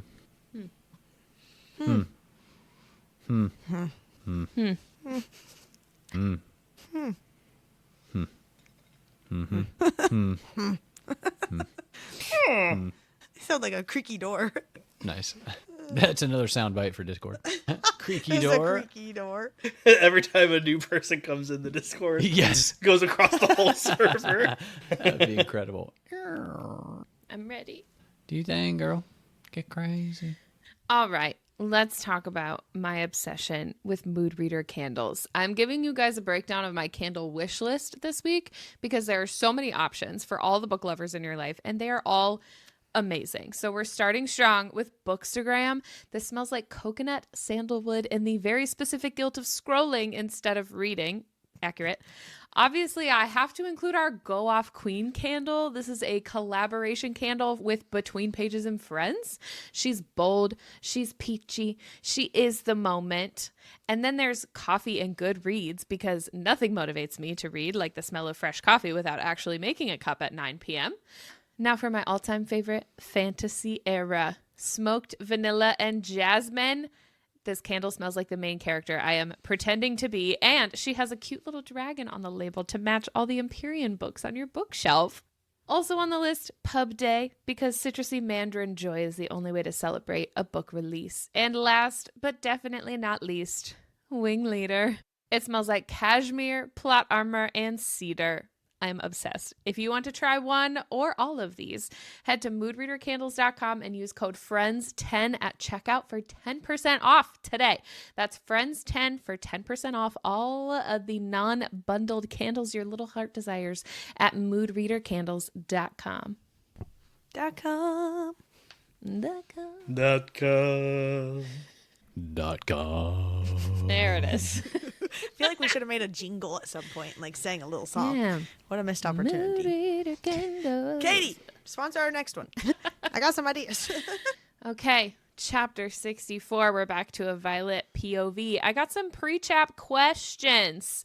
Hit me with your pre-chap jingle. Pre-chap. I don't know what to do with that one. I really don't. Pre-chap, blurb, pre-chap. That was you. You gotta sing the blurb. I can't get that low. Blurb. You know what note I'm trying to get down there? I'm just a girl. Blurb. We can do better than that, guys. Was that the last one? No, I think we No, got that was one one more. right? Okay. The last one we got to go like full screamo metal band. Oh, boy. Oh, Wow. Whoa, We're hey, going hey, to hey, wait oh, for wait, you. hey. Whoa, whoa, whoa, whoa. Stop it! Just like that, Kyle. Whoa. Hold it in, Whoa. though. Hold it Whoa. in. Whoa. All right. So this pre-chap is from High Priestess Desiree to Auric. So it's addressed to Auric, but the first line is a gift from one servant of Dune to another. So does this mean Violet is the servant of Dune or Auric is the servant of Dune? Because the gift is technically for Violet. I think that the High Priestess knows about Auric because she's the High Priestess. And so maybe it is to Auric. Yeah. You know, like, so the High Priestess would know that Auric would know Right. to give it to Violet. And so it is to Auric. So he's the servant of Dune? Yeah. Is that what you're saying? Or that Violet is? That 'Cause the Auric. gift is for He her. would be. Okay. Because it's addressed Doesn't to she him. refer to Violet in like the third person in the note as well? Well, so I'm interpreting here. How dare you? The Oh, I didn't thief even do that. sentence? What did I type? The third sentence. I'm interpreting the third sentence here as I will pray to Dune that Violet need not use it to avoid reacquainting herself with the other who curries her favor. So, because it says I will pray to her that she need not use it. It was kind of confusing. So I'm assuming she's praying to Dune that Violet won't need to use this dagger to avoid reacquainting herself with Theophany. Yeah, I think And then your- the last sentence is her path is still not set. I think your interpretation is correct about which one is Dune and which one is Violet. I'm following you on that. Yeah. I think No, he perhaps does not. she is saying, Oh, I see you. I am praying to Dune that Violet need not use it, Right. full stop, Period. to avoid reacquainting herself with Theophany. Like, I don't want her to use it at all because I don't want her near Theophany. Yeah, I'm with that. Okay. Yeah, yeah. Okay. And then her path is still not set, I'm assuming just means Violet because they've said that to her Yeah. already. Right. Yeah. Yeah. Okay. So you were talking about like her being capital, and then I had like a full-on freak out that maybe earlier when Theophany was talking about him and this like mysterious him, if it was capital, and if it But was it's like, not. but it's not. I like went back here and like read it. There is on one, but it's like the beginning of a sentence, so it's like whatever. But because I was thinking like, what if she left Dune and is now serving another god or something? But Yeah. Yeah. I just, all of this kind of makes me wonder how early Auric set this all in motion. Because we know that he is a precog now, but we don't know like how early he was seeing these things. However, I'm assuming that all the mentions of a high priestess here are the one in Eratia, not the one in like Unbriel. So at least it's like someone within close proximity. But I have a reason for assuming that, so we'll get to that later. okay. Kind of wonder too, like, because Lauren, you were talking about like what abilities the dragons have themselves. If Auric is a precog, if his dragon has any sort of affinity for at least guessing the future, or if he is just as in the dark as everyone else is around Auric. Like Auric could inform his dragon and say like, "Oh, this is gonna happen," and his dragon would be like, "Yeah, if you say so." No, because like Taryn knows everything that Violet thinks and does. Like, there's no hiding. Well, yeah, So, in that sense. Yeah. But I didn't know. Well, if they could because just- with her dream walking, she was like, "What?" And Taryn was like, "I've encountered this as many times as you." Yeah. Yeah, so I guess maybe him having that signet, if the dragon didn't already have it, might be a way of him having it himself. If they And share those maybe- visions. Maybe he's the balance for Melgren, if Melgren is Venom. Although Melgren doesn't seem to be like full, Yeah. That we know of. unless he be lying. He be lying. But I don't know. Oh, I thought this part was really neat. It's like pretty good defense on Theophanie's part, as much as I don't want Theophanie to win. When Violet's like chasing her and all of a sudden it starts to hail. It says, hail hits the stones the size of peas, then cherries. And I was like, oh, good job, Theophanie. Like, way to like try to stop everybody and be like, just start throwing out the weather at them. It's very Peppa of her. I know. The class. Well, and also like we learned that we like made that joke about Lilith at the beginning, but Lilith was never able to make a tornado. And because like she couldn't channel that much, and then Theophany can do it because she channels from the earth. But Peppa, she's just doing it on her emotions. Like, girl's powerful. Yeah, wow. She is powerful. Peppa. Go, girl. I know. But Taryn and Violet get captured by the net, and it says Violet yells like, "You've been the gift of my life," and Taryn's like, "It's not over." And then they like hit the ground, and Violet breaks her arm, and like it's a whole thing. But I was positive on my first read that this was Taryn's moment, like that. Oh. Like she was, you know, because I have been so worried for Taryn because she technically Yeah. had 2 dragons, and yeah, and Darna left, but like, did she, you he's know, so it's like old. all the things I don't know, and so I thought this was going to be Taryn's moment, especially with Violet like starting to say goodbye and stuff. And Taryn has had a lot of close calls this book. Like he felt untouchable, and then all of a sudden he's been grounded multiple times and had that thing in his leg and like all this stuff. And I thought this was it. I thought his luck ran out, but glad it didn't as of right now. That did not even occur to me in this moment. I thought I was about it freaking earlier in the book. Interesting. My next note is very unserious. It's when they're falling through Theophany's net, and it says, "Wood crackles and net thwangs." And I wrote, "Twangs, Theophany's version." It's that net was was just just for you, John. This is awesome. It was swinging. That didn't even like occur to me. Bring it back. Bring it back.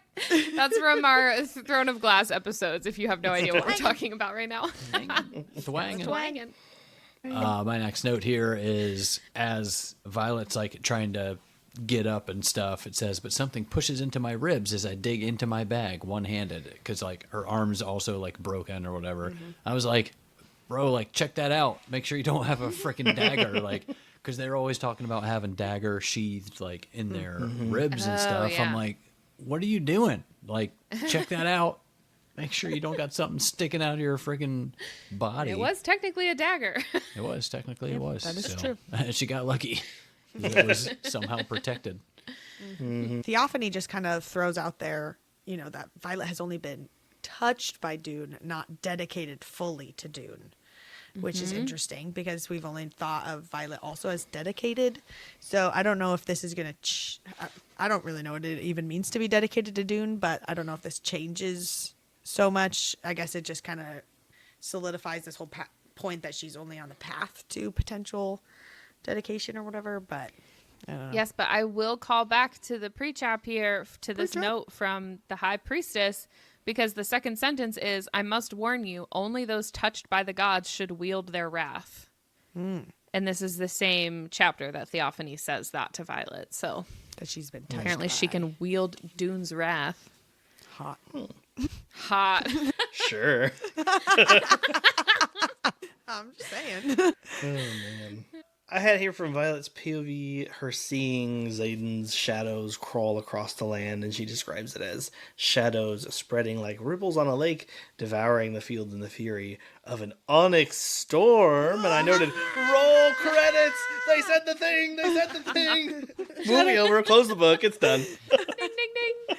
And I feel like not constantly, there was like a few times that at least Lauren had asked me, I don't know if it's the same for Con and John, but she was like, what do you think Onyx Storm means? Now that you know, like, the other two book titles or whatever, and I was like, clearly something about Xaden. I mean, I don't know what else it could be. And she's like, I don't know. I'm like, well, yeah, that has to be. And then when I saw this, I was like, okay, so yes, I was right. It's not a huge mystery. I don't know. Keep you on your toes. It's like, what else could it possibly mean? Okay, so I always do my notes last because for those who are new to our podcast, I talk a lot. And so I always do my notes last so everybody else has a chance to like put theirs in. And so I was shocked coming in here and none of you had notes, like an official note about Oryx's signet and how you guys were totally right. You guys have been calling this for weeks. True. That's kind of why I didn't put a note in there. I figured it's like, yeah. I already talked about it. This wasn't new information. Yeah, we already knew it. So Well, I just impressed with you guys. I was totally not prepared for this. It totally caught me off guard. But like Violet starts to put it together and she even says the reinforcements telling me to guard Dune's temple, yanking Lynx out of the way before the doors even opened in the Great Hall. He knew he's been manifesting this entire time. He's a precog. And like Jon, you even called the door a moment. Like even the little tiny ones. I was so impressed with you guys. So good job. Very proud of you boys. Woo. Amazing. My boys. We did it. My boys. Also, at the end of this chapter, Andarna comes back, which was crazy. And as glad as I am that Andarna's here, I was fully expecting Andarna to be gone for like an entire book or two and just come back all huge and badass and epic, like right at the end of the series or something like that. And again, she does come in clutch, like in this desperate moment, but that was like totally not what I was expecting. And we still don't know like why she came back, right? There was no confirmation of like why she returned so quickly. Yeah. Nope. Well, and Lauren even came up to me after we were done with our reading sessions for it. And she was like, literally the last episode you said, I don't think Andarna's going to come back because that would kind of cheapen her leaving. And she was like, and she came back and Lauren was like, I think you're right. Like I felt like, oh, okay, well she's back. Yeah. So what's the Well, difference? like I literally spent time sobbing over her leaving and, had put the book down for the night or something, pick it up another day. And then she's just there. And I'm like, all these feelings I've had for the last 48 hours or whatever were for nothing. Yeah, I'm still surprised, especially with how chaotic this ending was. Like, I don't think I would have thought about it, honestly, if she didn't return. So it's interesting that she comes back here, like right at the end of Violet's consciousness, basically, of what she remembers. And that she has one line in the very last chapter, and we don't know what it means. So, like, I guess maybe there was an important reason that she came back and she was involved in that, like, missing 12 hours. But, yeah, that was really surprising to me.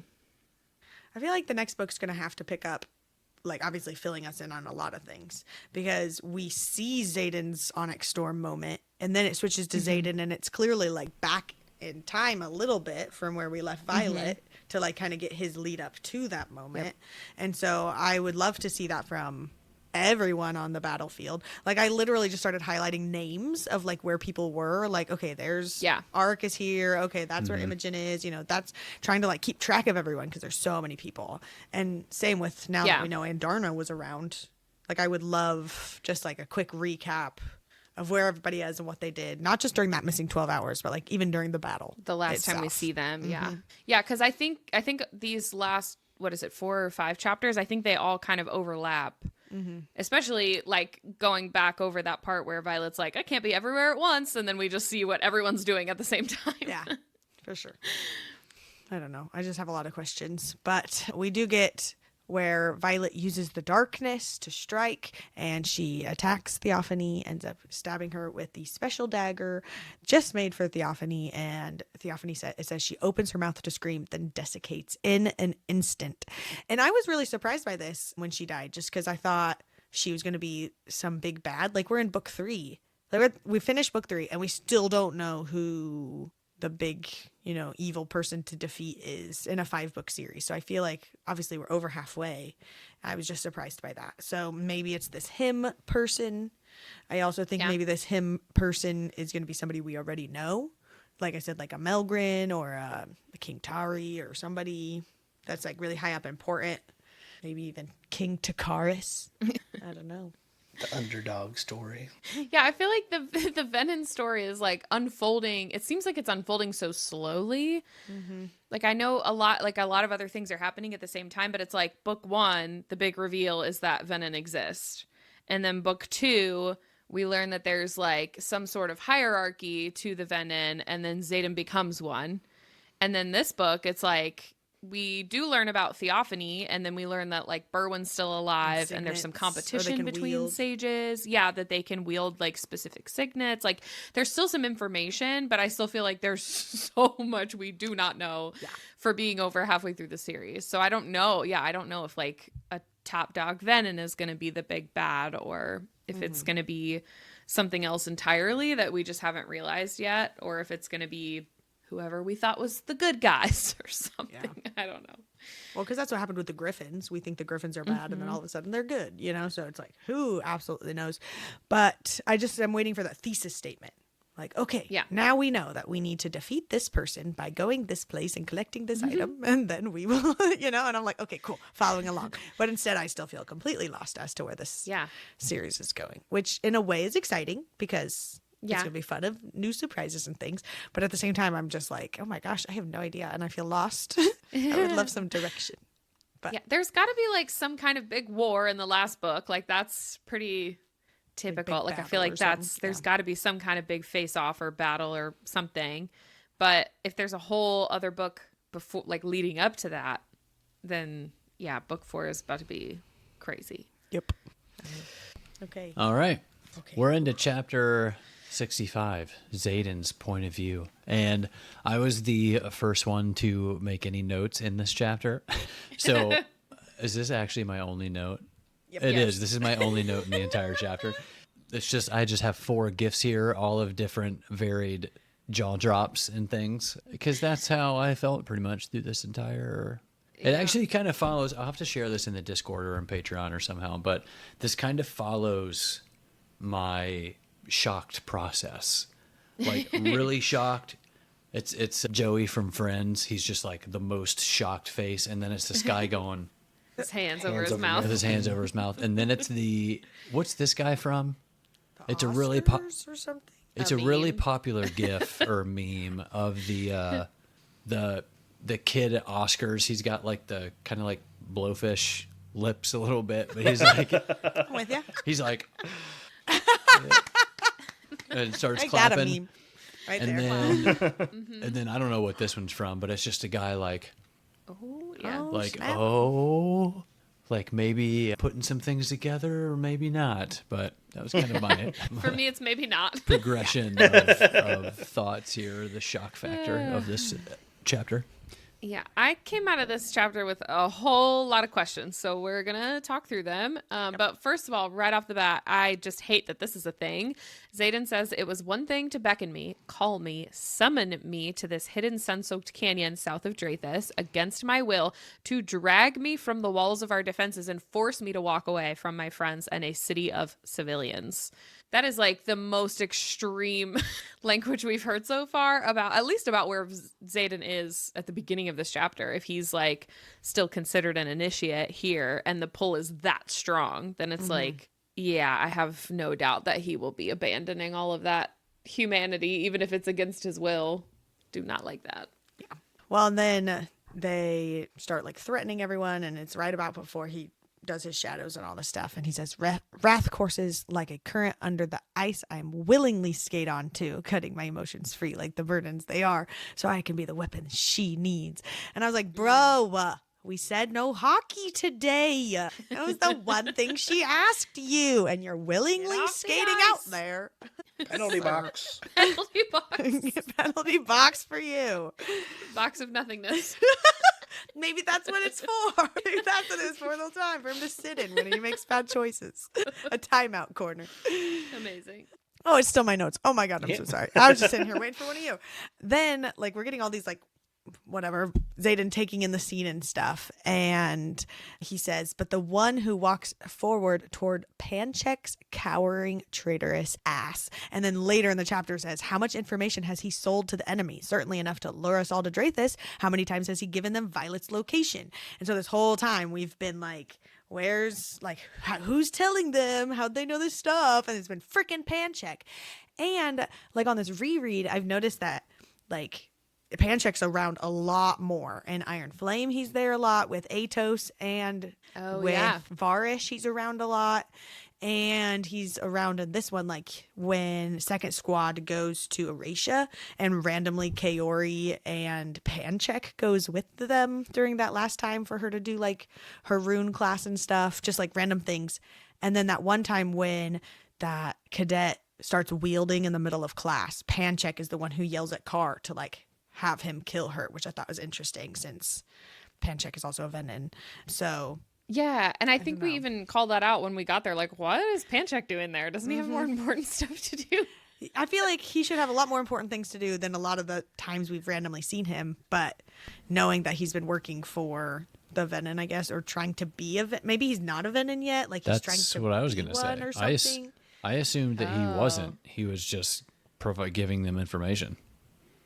Like, I don't know, like to keep him safe or something. I don't know why he wouldn't. I mean, without being, but I also kind of agree that it didn't feel like he was a Venom.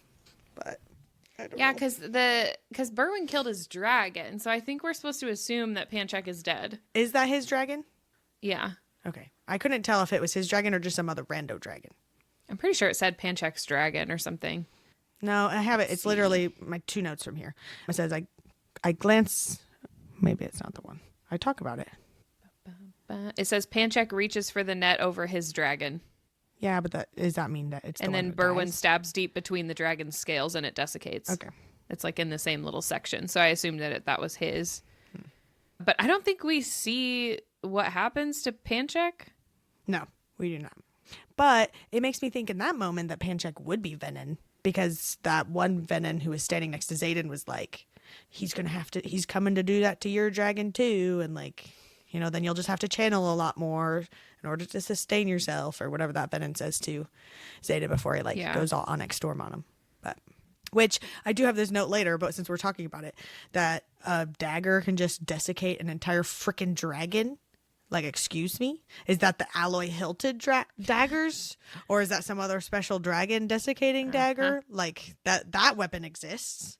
Yep. That's extremely terrifying, especially knowing that, like, in the War Games battle, whenever Liam dies and stuff, that one of the Venom went on Terran's back, and, like, she fought on Terran's back. Like, if he just had a desiccating dagger, that he could have just stabbed Terran in that moment. Like, that's terrifying. We do also get confirmation here that Berwin is the sage from Basgiath. We spent like a long time last episode talking about it, and all we had to do was keep reading the book, because Xaden says, you know, that he's not even supposed to be here. He's supposed to be dead. So he's supposed to be dead. That's exactly what happened. It's the only way I can read that line. And then finally, Xaden says, I glanced past Berwin, past the Gale, and the Venom to my new brother and the unconscious dragon lying in the valley beyond the canyon, guarded by 7 wyvern. How could he do this? Choose this after watching me stumble and fall over the last 5 months? How could he willingly walk the path I fought like hell to leave? He's the last person I ever would have expected to turn, and yet here we are. Who the F is the new brother? I have no clue. I mean, I have theories, but yeah, we want to get your what's your initial response to that question? Like, who's your like gut reaction? Who do you think it is? Broccoli. You're so right. He is the last one we would expect to turn. Okay, but for real. I honestly, I didn't really give it too much thought yet. Okay. Because I was like, oh man, we're reading. For all I knew, it was going to be answered in the next chapter, so I wasn't like, what, I have a chapter left, so they're gonna talk about it. Yeah, but it's been some time since you finished it. I know. I thought like you said, there's options like Garrick and Bodhi, and I can't remember the other ones I was thinking of now, but yeah, I don't know. They all have good options, good evidences. Okay, we'll revisit this next week in the Q&A, so you guys will have some time to research and really come prepared to present your theories. This is like the biggest question on the entire internet, so you need to actually come prepared. The biggest one? People on the whole internet? Yeah. Yes. So If I need look you right now. to like stop making jokes about how you're unprepared right now and actually be prepared next time. That's not a joke. I'm just not prepared. I'm being honest. John, did you have any initial thoughts on who the brother might be? Like, I feel like it's gotta be Garrick or Bodhi, because it's obviously somebody very close to him who knew that he was Venom. Venom. Yep. And I mean that narrows it down to pretty much like those two or Brennan. Oh yeah, that's the other one I was thinking of. Couldn't remember. But then we see Brennan at the end here, so it's like maybe it's not him. I really don't know who else it would be. I was thinking maybe like Riddick, but I don't think he would feel that close to Riddick. Riddick just recently found out within like a couple months, not 5 months. So it's got to be one of those early guys, one of the marked ones. Honestly, I have no idea who else it would be if it's not one of them. Or maybe Arik. No. I don't think so. But Not they with the weren't whole necessarily precog thing. close. If it is Arik, then being a Venom is the answer to this everything. Like I was Yeah, Right. you would have anything seen. Arik does. It's like a Doctor Strange. Yeah. This is the one way out of 14 million that we. Yes. Yeah. In an interview that there was a fuss. In an interview like right before the book came out with Rebecca, she said the most important thing to do is to pay attention to who's not there at the end. And so I think that's why I was like highlighting everybody's name and trying to figure out where they were and who was listed and whatever. And so it's like obviously it's one of the 4 people missing, obviously, and they mentioned Garrick by name, which to me makes it too obvious. But he is mentioned by name, so maybe. But I feel like it's Bodhi. Only because the whole time Bodhi's like never enough or whatever. I find it interesting, though, that Imogen asked Brennan about Garrick. She didn't know. Almost like she was feeling out if he tried to, like, come back or something. Oh, right. Because he was already like drained. He was Why nearing would- burnout. I would hope that Garrick was at the wedding. So maybe they were like, wait, Garrick didn't make it back yet or something. But I was gonna say. who actually would knows you- who's I at would, the wedding?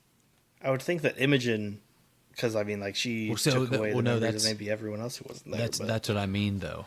Like, she knows it's Garrick, so she was prodding Brennan, like, "Hey, what about Tavis?" Or She does what's his that last name? also.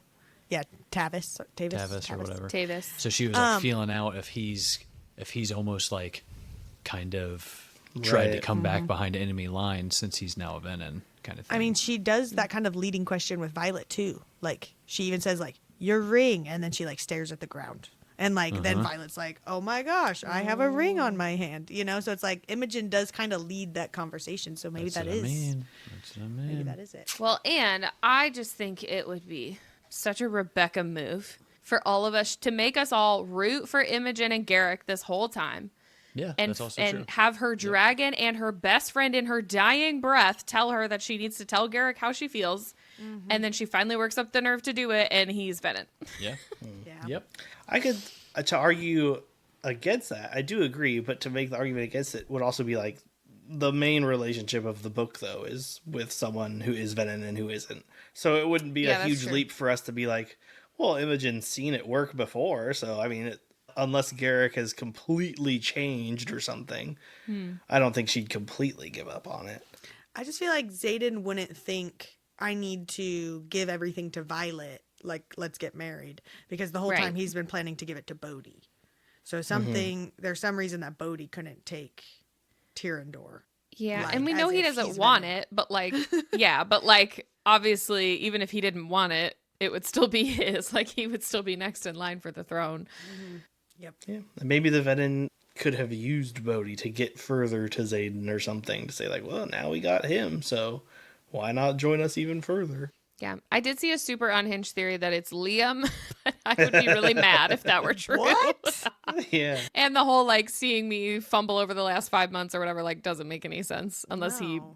And they watched Liam die. Like that's He literally there's carried any way. his dying body to his dragon. Like, Yes, yeah. There's Yeah. like absolutely no way. But I thought that was funny. I've also thought maybe it was Dane, but Dane doesn't know about him being Venom, to my knowledge.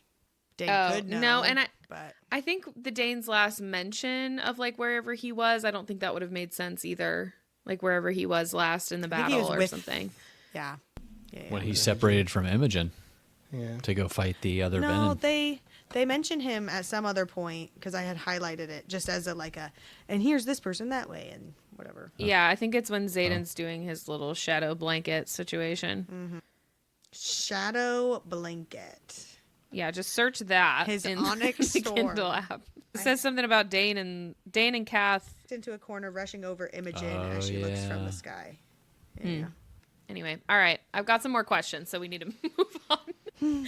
We will be diving deeper into all of these little theories and stuff next week in our Q&A because we've got lots of questions about these already. Believe it or not, I'm holding back. You? I know. No way. So Panchek says to Berwyn, "We both know you're not going to hurt me. I'm the only one who can give you access to your son." And then Berwyn says, in italics, yeah. to your son. And then Berwyn says, "I have another." And then he gives Panchek's dragon the old stabby stab. I don't know why I wrote it like that. So who is Berwyn's son and why is this italicized? Is this just like their weird Venom language where they keep calling everybody brothers, but Berwyn's the sage? So like, does he think of himself as their father? Like that seems super weird. Is he talking about Jack because he was being kept at Basgiath? So like Panchek would have had access to him. But, like, nobody seems to really give a crap about Jack anymore, but he's still alive. So, like, what's happening there? I don't know. What if Jack's Berwyn's literal son? Berwyn Yeah, I mean, Barlow. Yeah, I don't know. Because, nobody not would just recognize his him. Venom, Yeah. his Venom initiate. I could see them referring to it either being his legitimate son or calling him a son because everyone else calls each other's brothers, like he said. But then he In says, "I terms have of- another." Yeah. Who knows how many of the Venom Right. son, quote unquote, he has. Isn't there somebody who was saying something about, was it the kids that maybe it was like their children or like their offspring or something? And we thought it would be like Violet and Zayden's kid, but maybe it's going to end up being like Jack or somebody who already is. They said their offspring could overcome the curse, right? Oh, yeah. And so maybe it is going to end up being like Berwyn's son, for real son or something. But in terms of being italicized, Lauren could tell you that's just when they talk mind to mind. So nobody heard that word except for them. I'm the only one who has access to your. What? I assumed in this moment it meant Zayden or Jack and talking about like the weird brother, son, whatever talk. But obviously, Panchek's not the only way that he has access because Zayden was just like summoned from wherever he was. Like, it's not like Panchek has been leading Zayden to him. So I mean, I think it would make sense. Jack there. Yeah, I think it would make sense for it to be about Jack if Jack has been kept at Basgiath this whole time. And that's how he got Jack to like, that's how he got them to bring Jack there or something. But I mean, Theophany was the one technically that requested Jack, and she and Berwyn do not seem to be really working Yeah, but just to together. kill him. Like, it didn't seem like she actually wanted him. Well, she threw a dagger at him, but she missed. I still feel like that was intentional, but I don't know why. Because if she can just like wave daggers away and create freaking tornadoes, she's not going to miss throwing a dagger at her target. Yeah. I don't You're know. used to fighting with Gale Force winds. That fight accuracy, you don't really need that much. Some more questions. I'm so sorry. Okay, so Zayden's shadows are surging through the entire city, and it says, "I stream up the cliffside, fall back at the magic that burns to the touch, and surge north." So if this means the magic that burns to the touch, if that means the wards, first of all, yikes. Second of all, might be part of the explanation as to why he had to leave if he like can't be within the wards anymore because he's progressed. That just hadn't occurred to me before. That was something I just noticed on this read. And then Zayden's musing over how he thought he would kill Berwyn if he could. And he thinks, "I wonder how many initiates feel the same about their sage. At least one that I know of. But beyond the physical impossibility of it, he has something I need." So, one, which other initiate does he know of? Because I don't think Jack feels this way, right? Jack like talks about Berwyn, the like, Venom he's a and the god. sages. Yeah. Yeah, like they're the only correct ones in the world.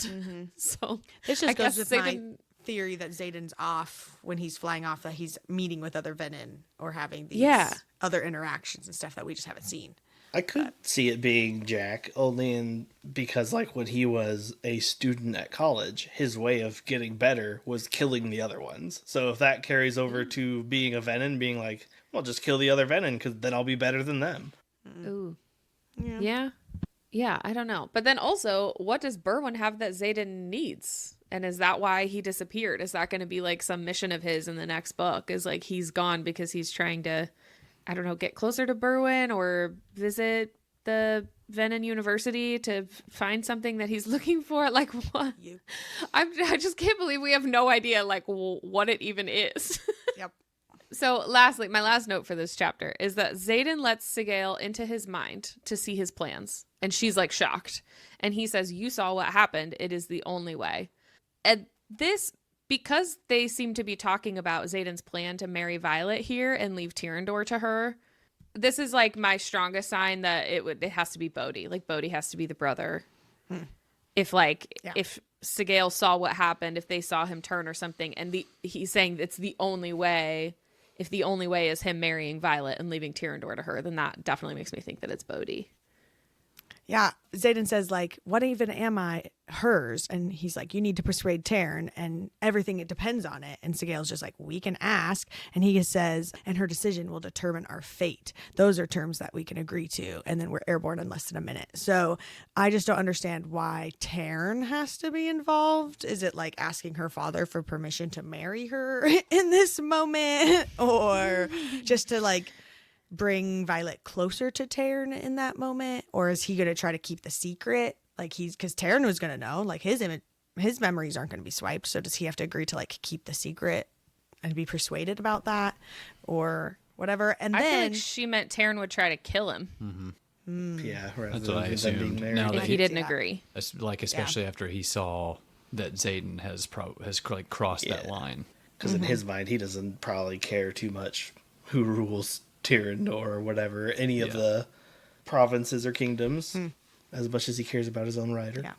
But just the fact that it has to be hidden, like Violet couldn't for some reason know that she married Xaden, makes me think that it's more like when Xaden shared his plan with Sigale and that they had to try to convince Taryn, it's more than just getting married. Like something else happened there that Violet had to, for whatever reason, have her memory swiped. Even if it's like Xaden sharing all his plans of where he's going to go or what he's going to do.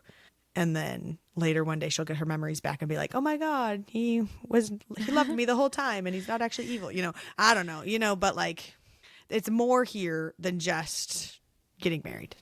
Just don't know what it is. Yep. My first thought is that if Tyrandor is left to her, she literally cannot know where Xaden is. Like wherever he's going, he obviously doesn't want anybody to know. But like if she were accused of treason or something because he left, or if people found out that he was Venom, and if she were like questioned or tortured possibly for that, then obviously we as the readers would trust that she wouldn't break, but she may not have trusted herself. Like it's like Imogen says she asked her to wipe her memories. So I feel like, yeah, whatever the plan is, I feel like a lot of it is more about how she cannot know wherever he's going. Well, and I think Taryn is also having to agree to saying goodbye to Sigale for a while. Because it's not just Violet and Xaden, it's the mated pair that is Sigale and Taryn, and them being separated, or however they're going to sneak visits to each other, or however that's going to work, like it was back in Iron Flame. I wonder if that's the reason that Taryn is needing to sleep right now. I wonder if there was something happened with him and Sigale. Yeah. Aww. Is he like going through the same thing that Violet did when Andarna left? Yeah, maybe. Oh, that's so sad if that's true. That is super sad. If there was something like that, like maybe the dragons have to agree to like something like that if their writer turns. And in this case, if there's if they're mated, then they have to maybe they have to choose to break that bond or something. Well, especially because when Violet tries to reach for like in mind-to-mind speak, he's literally not there. It's not just a wall. It's not just like a closed door. It's not like she can't get in. Even when he's far away, it's faint. But like this time, it's just not there. And she doesn't look at Sigale's connection or whatever that she had, but that would make a lot of sense too if Taryn and Sigale have separated in some way. Ugh. Yep. That would separate Xaden and Violet that way too. Crazy. Oof, I don't like thinking of that. All right, chapter 66, the last chapter of Onyx Storm. Back to Violet's point of view here. I got the first note in this chapter for the pre-chat. Blurbity blurred. Pre-chat. Blurbity blurbity blur. I can feel it blurring in the air tonight. Nice. Oh, I've been waiting for this pre-chat all my life. Very nice. Wow. Pre-chat. Get it, Kyle. Beautiful. Beautiful. Amazing. Well, it says here in the pre-chap, lieutenants are permitted to marry whomever they choose upon graduation. And I was like, oh my God, if they get married after he's gone full on, son of a... Oh, boy. You guys called that really early too. Gosh. Gonna happen. Tell you. Yeah. I was on that train super early, but I thought, at least up until the end, I thought that he was going to like propose. He was having the ring made and he was going to ask her to marry him, not that this was going to happen. I know, like you said that note in the episode about the ring and the dagger, and afterwards I was like, I can't believe you shared that. Like, I never would have called that. And you were like, girl, that's the first thing I thought of. And I was like, oh, okay. I guess I just wasn't thinking about it. You're like, it's super obvious. My bad. Okay, so Violet is waking up here, literally sitting on the gravel road, completely confused as to where she is or what is going on. And one of the first things she hears is Andarna saying, I will not let them burn you. And then Violet's like, what? Why would my brother burn me? And then it moves on because like Brennan shows up and they're just like, what? Like, what does that mean? Like, why would that be the thing Andarna would say? What did Violet do that would be worth getting burned over? Because, I mean, the only time we've ever seen someone else death by dragonfire was when they were traitors or whatever, like with Fen and all the other Marked One's parents. So maybe that. I don't know. That's slightly terrifying. But that's all we get. Yeah, that's Jon the and only I- mention of it. Yeah, Jon and I talked about that a little bit, and he mentioned that too, that like if she's going to be accused of treason or something, because the punishment for that is like death by dragonfire. So maybe they were preparing for that. Yeah, I figured it was that, like, since her and Xaden are, like, so close, if they knew that Xaden did that, then they would, like, kind of in turn blame her, and then she'd be counted as a traitor and kind of do that. So, yeah, I don't know. Yeah. Scary. That's my guess anyway. Another quick question. Brennan is like, it's 3 a.m. Where have you been? And it says his voice rises and a group of riders I don't recognize comes through the gate at our left. And then that's when he says like, Wheelson, report. But maybe I'm overthinking this, but like, where did these riders come from if Violet does not recognize them, but Brennan knows them by name? I mean, she's been spending like a ton of time in Erasia. That was just kind of confusing to me. Maybe I this don't is know. one of the Ant-Man guys. One of those other like Maybe. signets, and they just happen to be stationed here now or something. I don't know. I got a big report for you, Brennan. Whoa! It's like rolls out a huge scroll, and Brennan's like, I hate when he does Your this. sister is outside. It's Like Violet doesn't recognize him because they never let him leave. They're like, don't send that guy out. Wilson, classic Wilson. like, that guy. Oh my gosh. So Wilson reports that there are 4 riders, their dragons, and 3 elders murdered in the valley in what we are estimating is in the last few hours.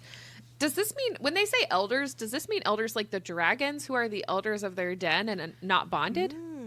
Oh, I Or took it were as there like- elders in like the hierarchy of, they're just people? I would think it was the elders in the dragon den if the eggs are missing, like that the dragons would have like fought to the death to protect the eggs or something. Right. Yeah, but the valley is where Xaden and all of them were. So I figured they were They would have had to murdered in the leave they to were fight. elders of Is it like the 'Cause Cenarium, that's some in Cenarium Drathis. elders. They're back in Erasia now. So I thought this was the valley Right. in Erasia, the one that is where the new hatching grounds are. That's But what I thought it was. But like when they were like the battle when they were talking about Drathis, every time they referenced the valley, they were referencing the valley that led up to the Madaro Pass. Yeah, where all Right. the people were walking up or whatever. But the eggs are missing from the hatching ground in Erasia. Yes. I assume so. Because my first thought was from the Vale, but I think because they call it the hatching ground, I think that means like in Erasia. Yeah. I would assume so. So I don't know if that means like elders from the dens at this hatching ground, or if it was elders of like whatever the hierarchy is for Drathus specifically. If it was like Poramiel elders, like I don't know what that means. But my first thought was the dragons. Because I also mentioned to Connor that I wouldn't think that they would be privy to the information of elder dragons being murdered. Like that feels like a pretty higher up kind of thing within the Empyrean. But yeah, like you said, I mean that might be a big enough deal to be like, yeah, we need to let everybody know what's going on with the eggs. Mm-hmm. Yeah. And the elders. That the other dragons would have reported that to their raiders. I don't know. I really thought the valley Yeah. was in Erasia. I'm trying to look up the word valley, and this one just says like that Zayden is staring out at the water like we're in the valley above Ryerson House. So like there is. Oh, I thought there was a valley in that like battle though at Drathus. Yeah, but the fact that we're Yeah. here and the guy's giving a report, I feel like it's a report from here, and it's within the last few hours, as where we know that Violet's been missing for 12. Oh, So that's who right. knows how And it long says the they're battle estimating. was? Yeah. So these are more fresh than that. It's not maybe clear that is. on which one, so it Yeah. could be either. If it was within the last few hours, maybe it was. Well, and then there's the In valley Erasia? that leads into the Madaro Pass, and that's obviously on its way to. Yeah. And then the winding valley that leads to Drathus. So there's just valleys all over. It's in one of them. We don't know which valley. One of those valleys, That'll happen in mountain ranges. Yeah, so that brings us to the tally being at 6 missing eggs from the hatching ground. But they were like still double checking, like they still weren't sure how many eggs were missing. So why, boys specifically, why do you think that there are eggs missing, and who do you think took them? My initial thought here was that they possibly were used to broker the deal with Umbriel, as they talked about when they were in the Isle. And what's her name asked for dragon eggs. So I don't know if it was like, since Arik seemed to kind of be like flying all over the place, and he came, the last time we kind of saw him was he came with those troops from Zelna. So I don't know if like he somehow made it to the Isles or met with them, or maybe somebody else was with them and he, they had the eggs with them. I don't know. And I think the last time we saw Arik, he had been spotted like flying away from the conflict in the last chapter section. And Violet was like, that's weird. He doesn't seem like the type to run away from battle or conflict. And Taryn was like, neither does Malvik. But I think that's the last mention we get. I feel like it were on their said, way. I feel like it said he was heading, they saw him heading south. Yeah, but we Yeah, knew I like think that's Zelna was sending 40,000 troops or whatever True, after the yeah. weird cards thing, and Traeger died. So maybe he just knew he knew they were on their way and Yeah. brought them to Drathus instead of wherever else they were going to go. Yeah. That's so Arik. I did think the only thing that really stood out to me about the eggs missing was the number of them, because there's like, the 6 original writers, so maybe whoever took the eggs knew something about that. But then I was like, well, they don't really know what color the dragon's going to be until Oh, that's true. But I don't know, they could be attempting something to do with that just by number. Isn't the dragon shell like super, super powerful magic-y, because she even just trades the magic shell, like Andarna's maybe they shell. just want that. So maybe they just want the magic, because they've always been trying to get to the hatching grounds at Basgiath. So somebody clearly got to the hatching grounds here and stole the eggs, but somebody on the inside too. It could have just been. Because I don't think it was Venin, because if there were Venin that got in there, they would have drained it. Right. Yeah. Yeah. I was talking to my bestie Mims about this the other day. Shout out to Mims. She said, she was like, what if it was the Irids, and the Irids were trying to like steal some of the eggs to prevent those baby dragons from becoming like her, and that's why like maybe Andarna found out and got really upset, and that's why she came back. But I feel like a lot of them would have had to return with Leothin in order for that to for them to take 6. That's why I'm like, who could have possibly done that? That theory makes these two sentences be even more connected, that the 4 riders and their dragons and 3 elders were murdered in the valley. That was the hatching grounds. And then, like, because, again, I think, like, if it was... I think that they were, like, trying to defend the eggs or something. But if that is the case, then I don't think the Irids would kill 4 dragon riders. Yeah, I don't think so either. That's true. But, yeah. I don't know. I don't know, man. I don't know. All right. Yeah, we kind of talked about this a little bit, but we've learned that Tern needs a cycle of rest to recover.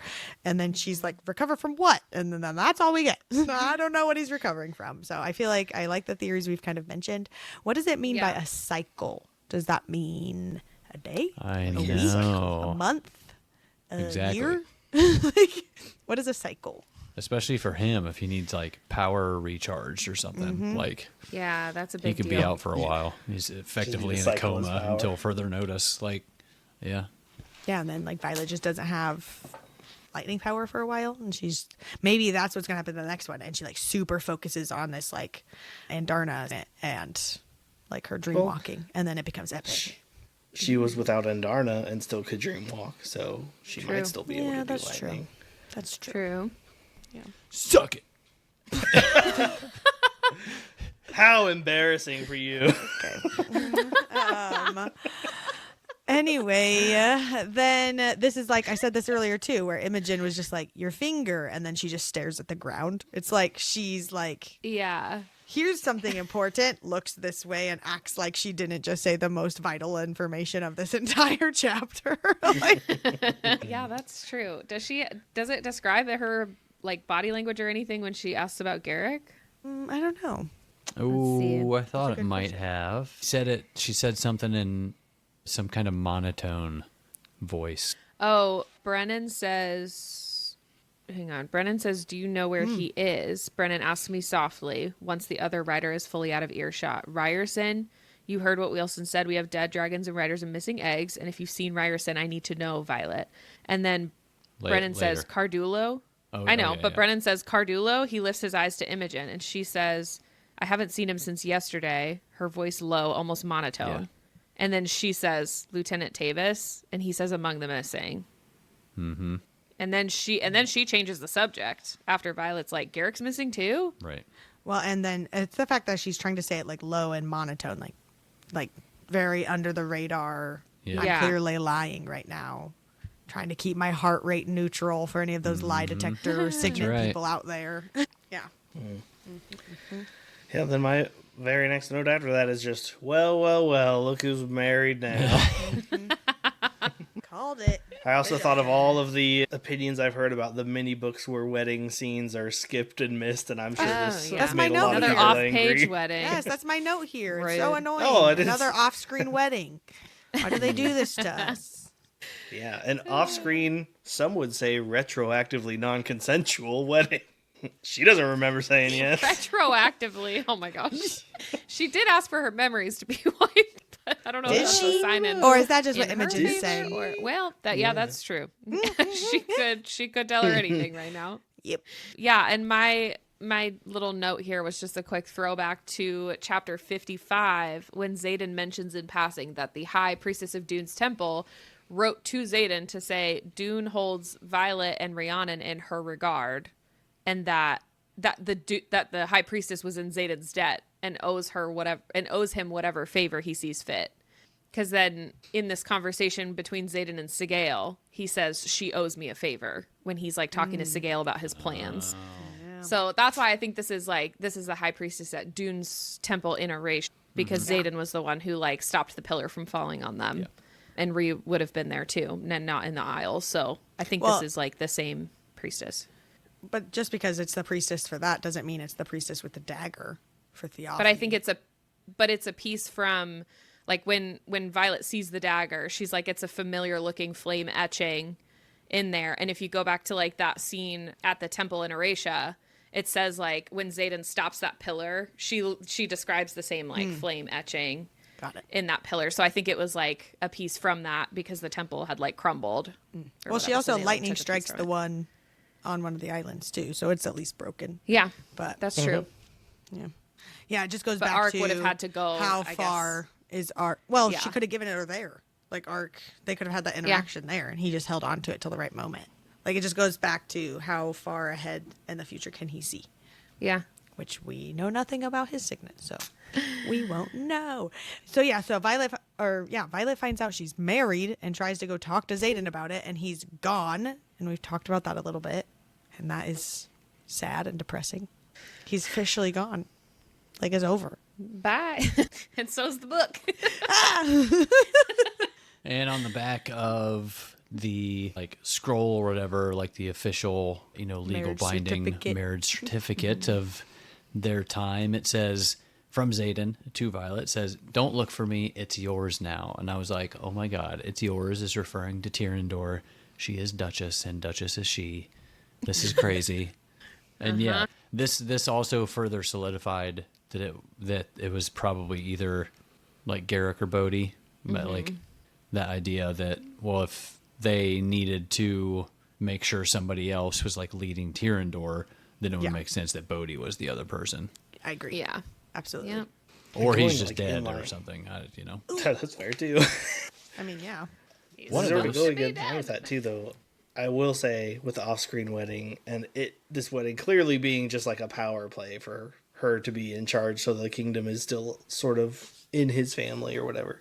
If they don't ever get another wedding that she has full cognizance and memories of, and that's a big red flag. And he just comes back and he's like, well, it's all better now and we're married, so let's move on. I'm taking Gotta over get the again, by diary out way. for that one. Yeah. You don't have to remember it. We did it. Trust me. It's good. Trust me. I don't know. It is enough that he, in his after his big Onyx Storm moment, and he still could think clearly enough for Tyrrendor and all the things. He wasn't completely lost. Yeah. So maybe even at the beginning of the next one, if it's not a time jump, he'll still be a little bit Xaden, and then maybe there's still hope. This is my maybe there's still hope for Xaden moment. Oh, But- well, I don't know. If their bond is gone, I was going to say, do you think that Violet would see part of those 12 hours in Xaden's dreams, even if he's hours away? See, I kind of feel like that too. That because she can clearly go into people's dreams she has no bond to, like when she did with Marin. Yeah. So I don't know. Maybe we might delve more into the little bonus episode, but maybe if there's just a little bit of feelings for Violet left in him, Kat will have to play a bigger part in trying to emphasize as much of that in him so he can come back. Awkward for Kat. That's fine. Redemption moment. Well, maybe she'll accidentally dream hop into Imogen's dream. Maybe she'll purposely dream hop into Imogen's dream. Maybe Yeah. she'll be able to actually control it and Yeah. figure that stuff out. I've also wondered, though, if they kept Imogen around during those 12 hours, but not within earshot. They didn't want her to know I'm going to have her ready to wipe Violet's Plausible mind. deniability. Yeah. Interesting. But it does, she does seem guilty, she does know where Xaden is, or maybe she just knows that no one's supposed to know where he is or Yeah. something. I don't know. I don't know. So many questions. But Yeah. we finally get the very last lines of the whole freaking book where Violet finds out she's married. She looks at Brennan and says, "How long have I been missing?" He says, 12 hours. And she immediately snaps her head over to Imogen and says, "What did you do?" A deep sense of foreboding taking root in her chest. And Imogen slowly lifts her gaze to Violet and says, "What you asked me to." What? Oh my god. Oh my gosh. This is wild. Yep. So many questions. Yeah. Crazy. So, Yeah, and those questions are. oh, well, you guys can react to the end of the book too. Sorry. So that takes us into our final thoughts and theories. For now, we're going to, I think, take some time to delve into it a little bit later. But what are your Yes. initial end of book reactions? All right, I got my Onyx Storm rating at a 4.5 for me. Okay. Overall Empyrean Series rating 4.5. I could see this getting bumped up across the next couple books, across the series, so we'll see what happens.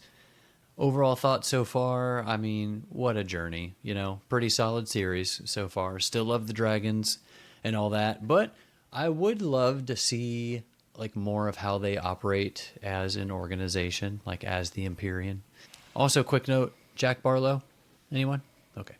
But boy, we left with many, much more questions than answers, aren't we, folks? I mean, who's the brother? Violet's memory wipe? Where's Xaden? Who's the Grand Master of it all? Will Riddick find love?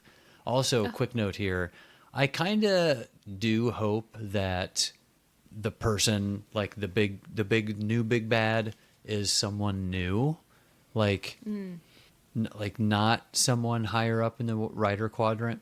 I don't know. I feel like with knowing Pancheck was part of that.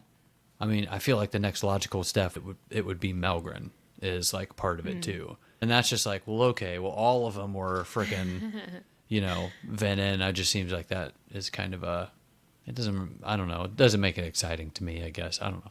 We get to ponder all the burning questions for however long, but I love getting some Imogen action scenes. Those were pretty sweet, especially with Dane as like her wing leader at her side. That was pretty cool. I was a little bummed that Violet and Theophany, I felt like they didn't really fight. I thought it was kind of lame. I don't know. I just felt like I wanted more with their final interactions. Yeah. I did not expect Endarna to return like that. That was a huge surprise.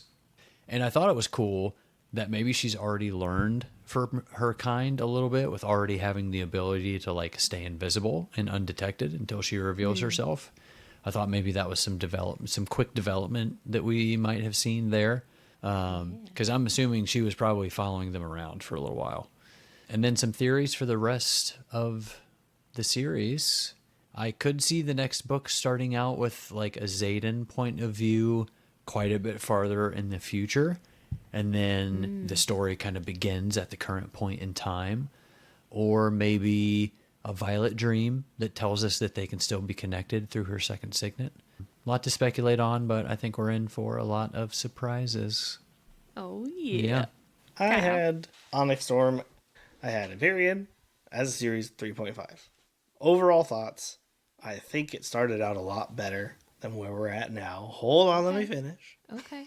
I said, knowing that we're in the middle of a series, which is arguably like the worst part in any series, in my personal opinion.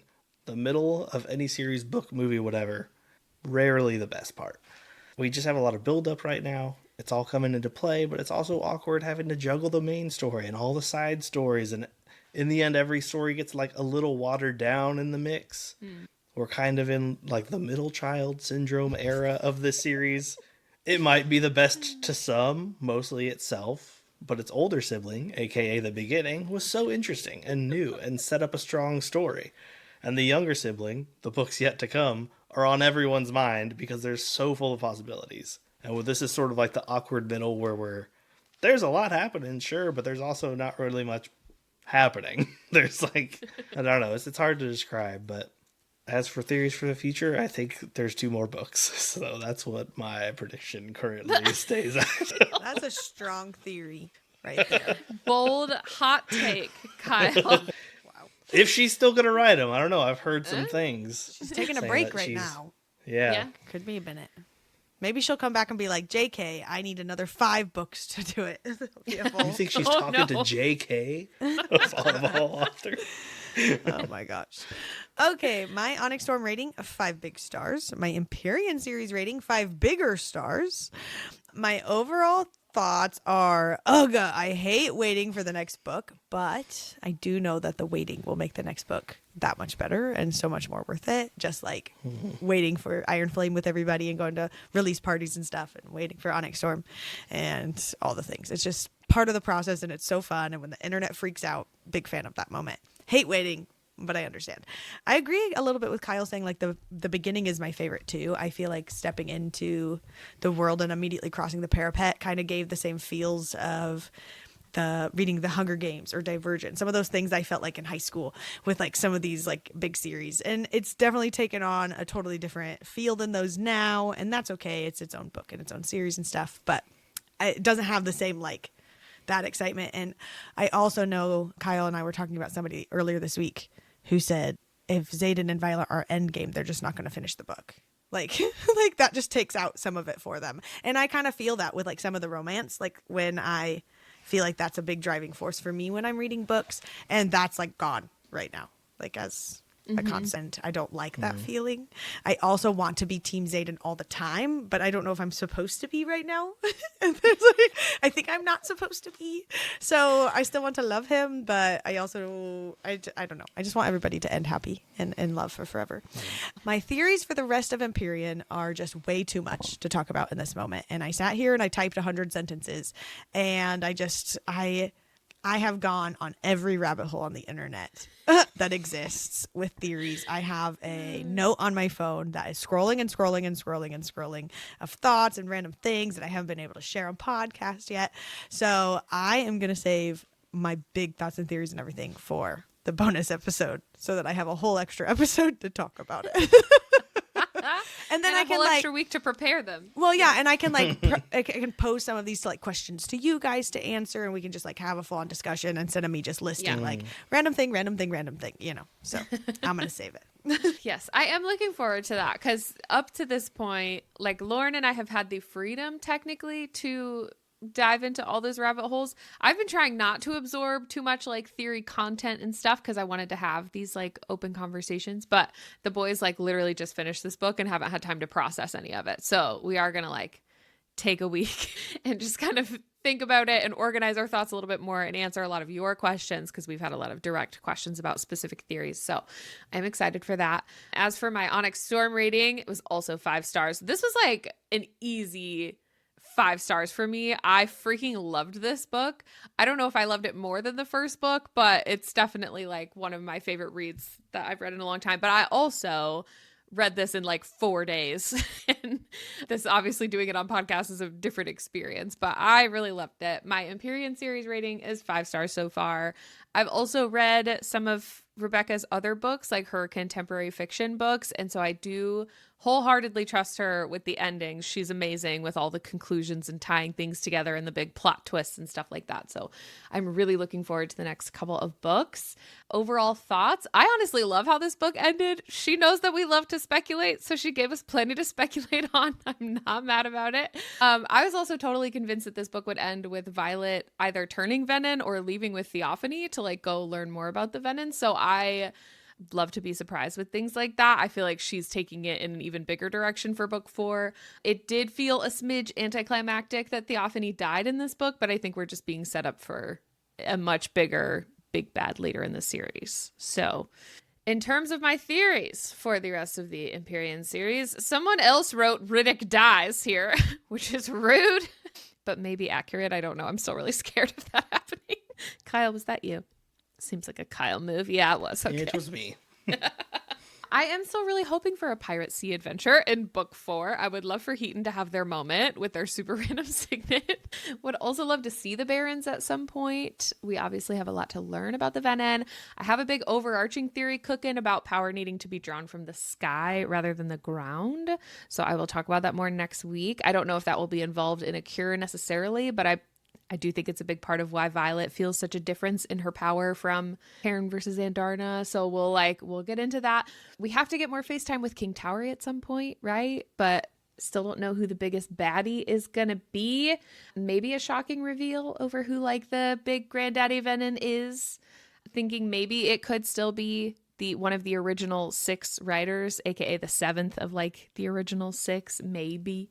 I think we have a name for one of those, but anyway, maybe Naolin just channeled an insane amount or did some weird god stuff, and now he's one of the top dogs at Venin University, and Sloane is his balance. Still think Naolin and Brennan were lovers, and Brennan's still around, so they can maybe have an emotional showdown later. And as I was writing that, I feel like maybe all of the foreshadowing with Violet and Xaden about Violet having to kill Xaden at some point could be foreshadowing for someone else, like Imogen and Garrick, or Naolin and Brennan, or something like that. So I don't know. There's a lot of stuff floating around. I don't know. So maybe some more POVs in book 4 if the gang is split. I don't know if we'll continue to get a Xaden POV and Violet, or I don't know if Rhiannon and Imogen's POVs will continue to come back, or we'll get someone new. I just want more of my boy Arik and my boy Riddick. I don't want him to die. That's my biggest request. That's valid. There's I my whole have big tangent on theories on Riddick. He's not dead, but he's not human. Surely alive. Oh. You think Riddick is Venin? 100%. Oh, I got don't. receipts. It's called the book. It's called the We'll talk about it next week. We will definitely be talking about it. Okay, this is the final cry count for the first 3 books in the Empyrean series. So in last place with a big fat 0 is Kyle and Jon. Boo. Boo. Sorry, That's what it says. I'm just reading the script, guys. In second place is Con. You ride 5 times, once in Fourth Wing, twice in Iron Flame, and twice in Onyx Storm. Congratulations on crying. Thank you. And then first place, reigning champ, 2 times in a row. Somebody get me a trophy. Whoop, whoop. 7 times is me. I cried twice in Fourth Wing, once in Iron Flame, and 4 big cries in Onyx Storm. So shout out to me for crying. Amazing. Oh my gosh. Well, our dear listeners, thank you for joining us for the Empyrean series. Like we said, next week we will be back. Don't freak out. We'll be back with an Empyrean Q&A, presenting our favorite theories, answering all your burning questions about all 3 books. And after that, we will have a super exciting special guest episode to wrap up this series with before we move on to the next one. Well, that was fine. Totally normal. Not at all life-altering or emotionally catastrophic. We're cool. We're chill. Definitely not staring into the void whispering, it's just a book, like it's a mantra. It's just a book. It's just a book. It's just a book. It's just a book.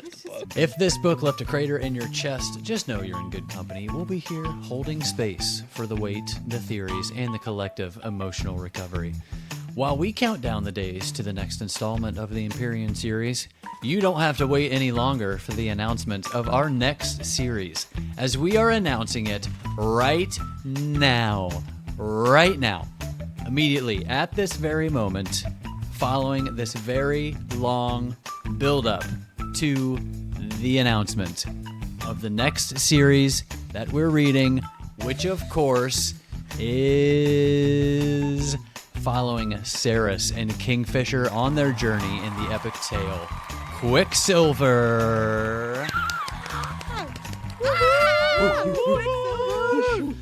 And also, in a bit of a twist, Kyle and I have already read it, and Con and Lauren get to be our first read victims. And let me just tell you, I am overjoyed not only about this book, but also to be in the reread position. And I think you can all agree when I say, if you've read it, that Con and Lauren are going to eat this book up. So, if you'd like to join us, be sure to get Quicksilver on your shelf if it's not already, and join us starting June 18th. In the meantime, you can check out our Patreon by visiting BetweenPagesAndFriends.com, where the chaos continues in bonus content, Discord community chats, and merch designed for people who process feelings through fictional suffering. Thanks for reading with us. Until next time, stay wordy, stay nerdy, don't stress, and stay blessed. Stay blessed. Bye-bye. Toodles. Bye-bye. We did it. We did it. What a doozy. What a dookie. Ah, a dookie. Got him. Peace out, Cheers, Dookies. Dookie.